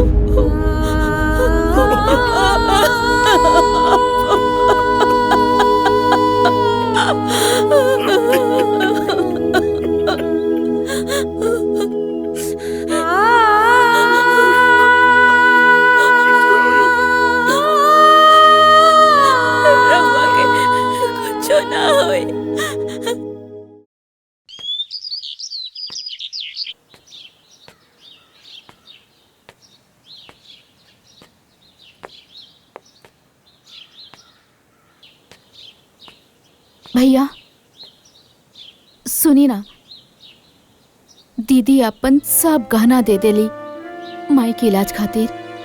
हमरो पास ही कुछ गहना बा, हई रउआ ले ली, माई के इलाज करावे में मदद हुई। ले लो ना भैया।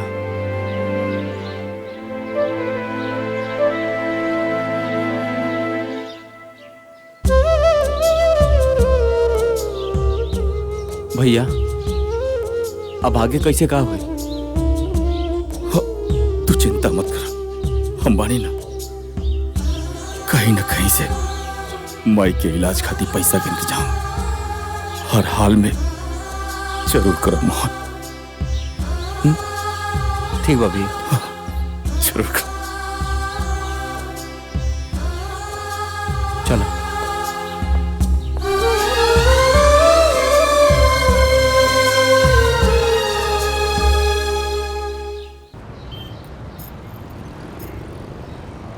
दो लाख रुपया से ज्यादा के माल नहीं है। 2 लाख रुपया? 2 लाख तो बहुत कम बा। ठीक बाटे।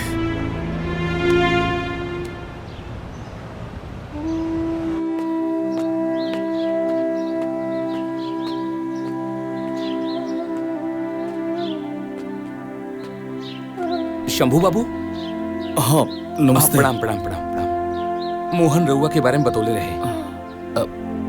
बड़ा तकलीफ लागल सुन के कि माता जी की तबीयत खराब बा। बस रिश्तेदारी के नाते हम रउआ के कुछ सहयोग करल चाहता नहीं। बस रउआ ना कही। हैला, अगर और जरूरत पड़ी तो हमरा से निसंकोच कह दिया। काहे की समय पर अगर अपन आदमी काम नहीं तो काहे के संबंध। बहुत बहुत मेहरबानी आपकी। अरे ना, एमे मेहरबानी कोना बात की। अरे राउर माता जी जोन बानी वो हमरो तो कुछ ना कुछ बाड़ी। धन्यवाद।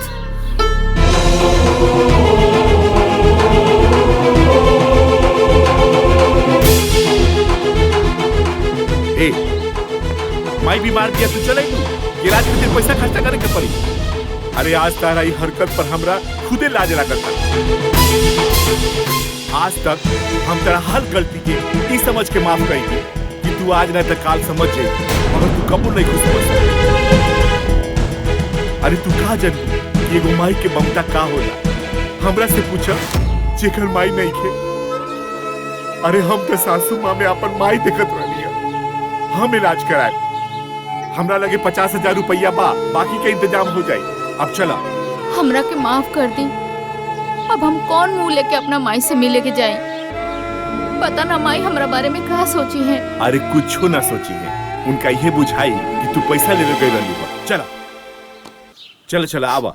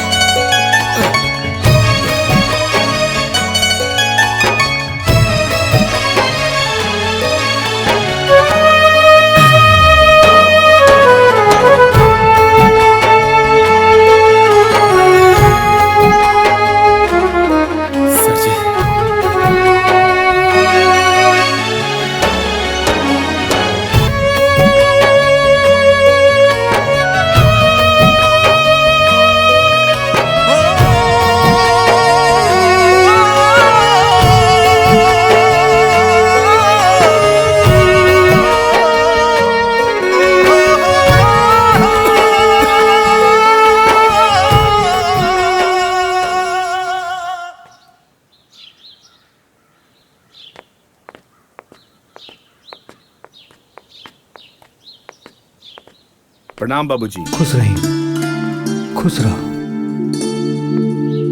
ये सब कैसे हो गए बाबूजी? हमरा तो दिव्या से पता लागल है कि अम्मा जी बहुत सीरियस बारी, मगर वह तनको चिंता मत करी। हैली 50,000 रुपया अभी इतने रहा, बाकी हम इंतजाम करें, मगर दवा इलाज में कोनो कमी नहीं करे के। रउआ एकदम चिंता मत करी, सब ठीक हो जाए। बाबूजी माई ठीक हो जाए नु। अरे बेटी, भगवान चाहिए तो तहार माई बिल्कुल ठीक हो जाएगी। तू चिंता मत करो।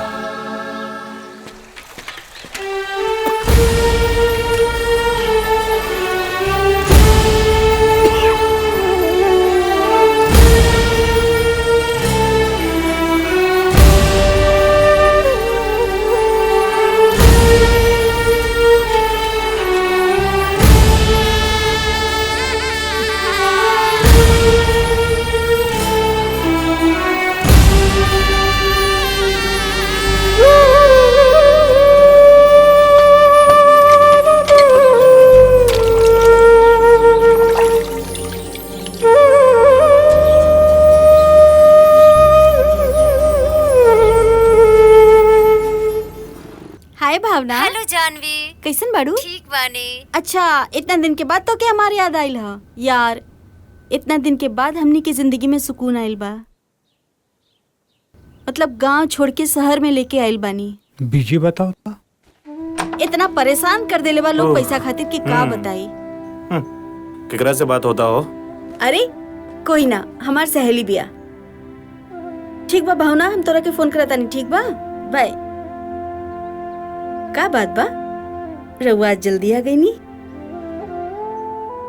लेकिन कुछ उदास लगा तानी। का बात बा बाबूजी?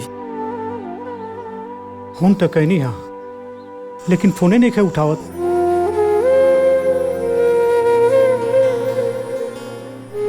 रउआ चिंता मत करिए बाबूजी, कहीं व्यस्त होइयो, खुदे फोन करियो। अब कौन उपाय बा? आप आराम करिए बाबूजी, हम सब देख ले, हम देख ले बाबूजी।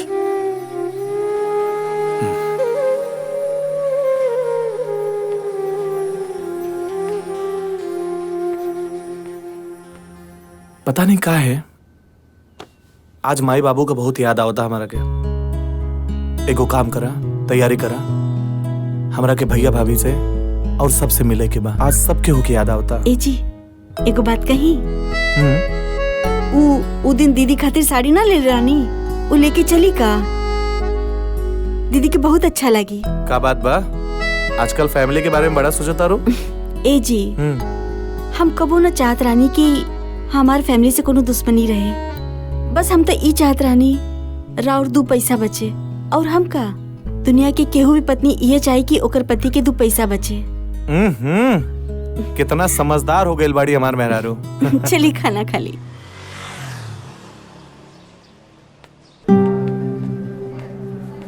डॉक्टर साहब, हम रिसेप्शन पे पूरा पैसा जमा कर दिल बानी। अब माई का ऑपरेशन हमरे बढ़िया सो जाई ना। हम अपना तरफ से पूरा कोशिश करें, बाकी भगवान के मर्जी। भरोसा रखो, सब ठीक हो जाई। तू ठीक बाड़ा ना? हाँ ठीक बानी। अपन ख्याल रखिए।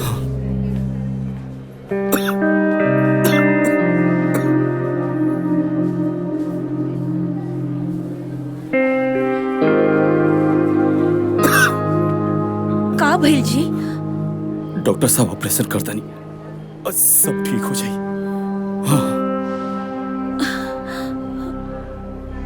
तार माई ठीक बड़ी बेटा? डॉक्टर साहब कहते ना ऑपरेशन सक्सेसफुल हुई। आप बैठी भाजी।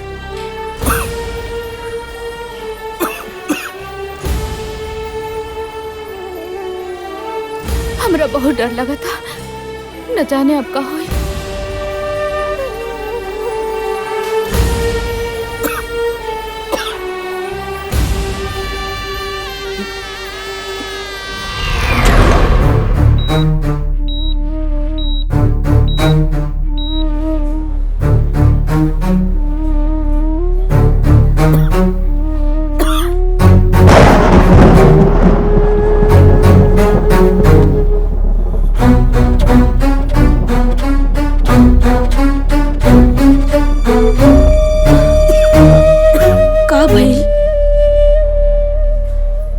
कुछ ना, अब ठीक बनी, अब ठीक बनी।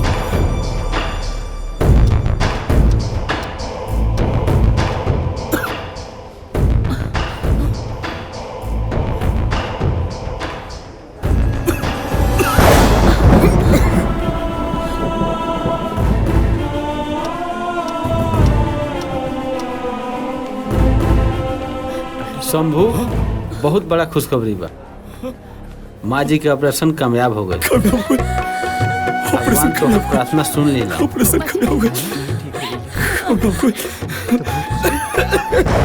अरे शंभू, ठीक बाड़ा नु? ठीक बाड़ा नु? भाई ठीक हो जाए बाबूजी। हाँ सब ठीक हो भाई ठीक हो जाए।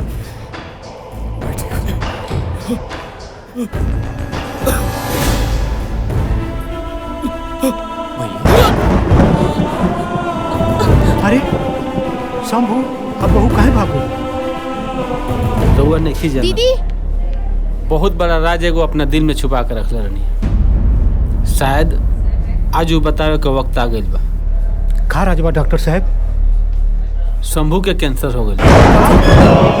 वो लास्ट स्टेज। लास्ट स्टेज पर? ना जाने कब का हो जाए।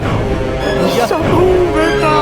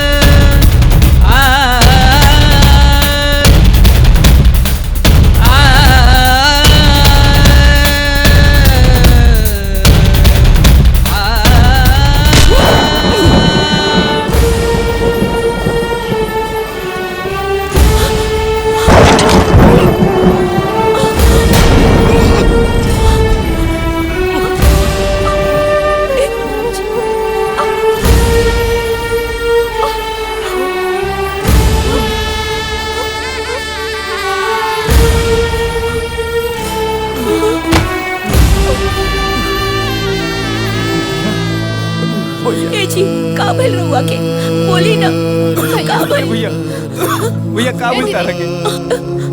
भैया के का हो गई? का भेल दीदी?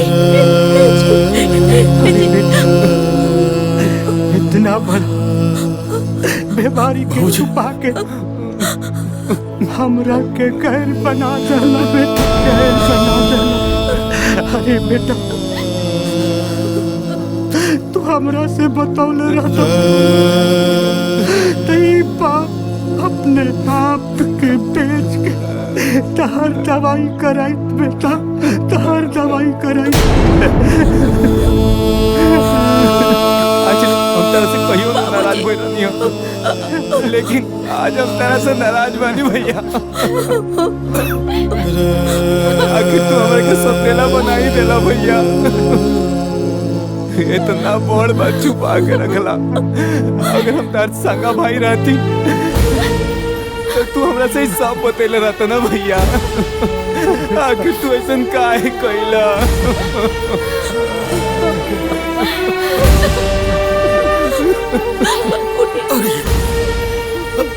ऐसा मत। तू और प्यार, बाबूजी का प्यार और पार्वती का प्यार, ये तो हमारे जीने का आधार रहा रे पगला। ना तो हम तो कब का मर गिल थी।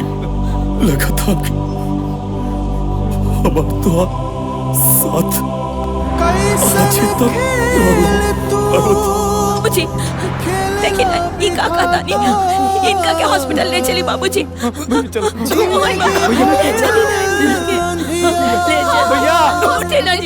भैया जीवन बाती बूझ गइल, उजड़ गइल संसार।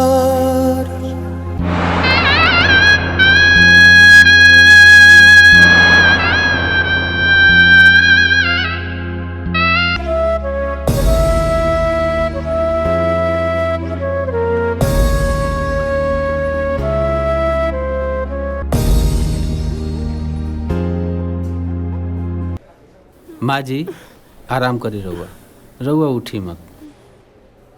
डॉक्टर साहब हम ठीक हो जाए नु? हाँ माँ जी रहुआ बिल्कुल ठीक हो जाए। राउर ऑपरेशन सही सलामत हो गइल बा। ई सब रहुआ बेटा के प्रयास के वजह से संभव भइला। हम जानत तनी कि हमार मझिला बेटा हमरा के ना छोड़ी। हमार मझिला बेटा नु ऑपरेशन करौले है। कहाँ बा हमार डॉक्टर साहब? हमार मझिला बेटा कहाँ? माँ जी अभी भी रहुआ आँख से पर्दा ना हट। राउर मझिला बेटा ऑपरेशन तो दूर रहुआ के देखे तक ना आइल। का रहुआ तो जिंदगी में कोनो अच्छा कर्म कैले होके कि बड़का बेटा जैसन औलाद पैदा। अरे राउर बड़का बेटा राउर जान बचावे खातिर आपन जान दे दा।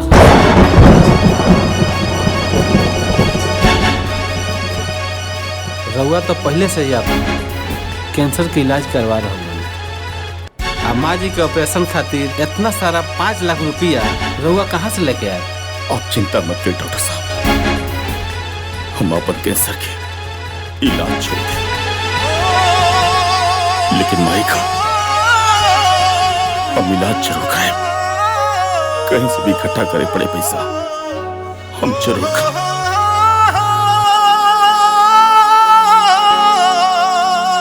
अरे ना ना रे, हम तोर माई ना हई।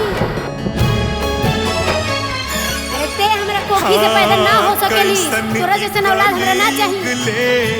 आइल जमाना कि दुगो आँखी देखे परिवार हो, दुगो आँखी देखे परिवार। मन करे जहर मार खाई मर जाईती, अपन जान दे दिला डॉक्टर खाई मर हमरा बेटा के पास जाए दी। निकले नया धाम हमरा के जाए दी। माँ जी रउआ आराम करो, रउआ उठी ना। कितना भागन बानी हो खेला बिहान।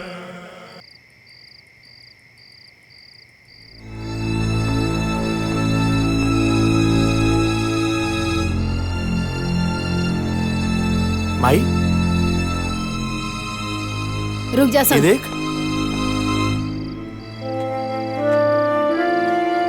का भाई माई ऐसा के बता जे आइल बड़ा तू? हाँ का बात चल बा जवन लेवे आइल बड़ा? अरे सब कुछ तो खत्म हो गई, सब बर्बाद हो गए घर में। तू ऐसे काहे कहता रे माई? मत कहू हमरा के माई, हम तोर माई ना है। हमरा के माई कहे वाला, हमरा के माई समझे वाला जब समूह नहीं तो तोहनी के कोनो जरूरत नहीं है। हमरा कोनो जरूरत नहीं है। अखिया के लोराबा कबो न केहू पोछल, बुझल खाली हमरा के आन हो, बुझल खाली हमरा के आन। भैया कह देला ना सौतेला वाला बात, पूरा गांव जवार जाना था कि हमने तुम्हारा सौतेला भाई है। माई बाबू कहले कर जवा लगा के भैया बेटी को पुतूना खोली ह जुबान, ताना बाना सुनी सुनी हो खेला बिहान, ताना बाना सुनी। अरे बस भैया बस, हो खेला बिहान। सब कुछ जान के भी अनजान बनता रहा। अरे तेरा मजली भौजी से सामास मिली तब न तू घर परिवार के बारे में जानबो। अरे तू तो मेहरी के गुलाम बड़ा गुलाम।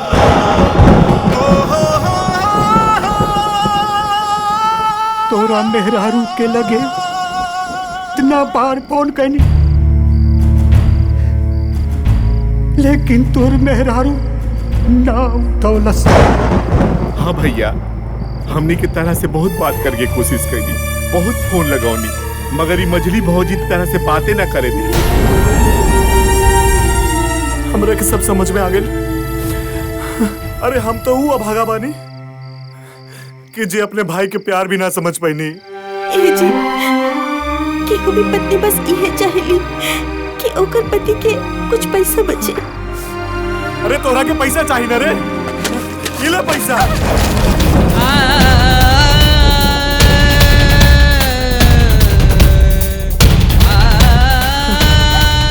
खाली एकरा वजह से अपने राम जैसे भाई के हम खो दे दिया, सिर्फ एकरा वजह से।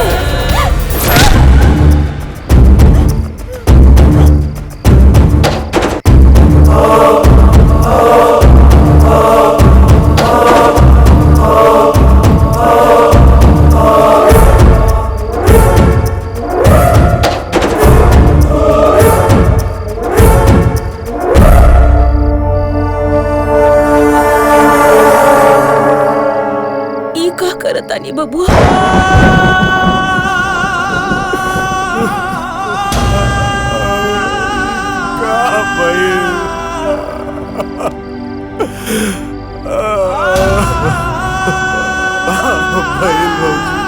बुरा के माफ कर दी भौजी।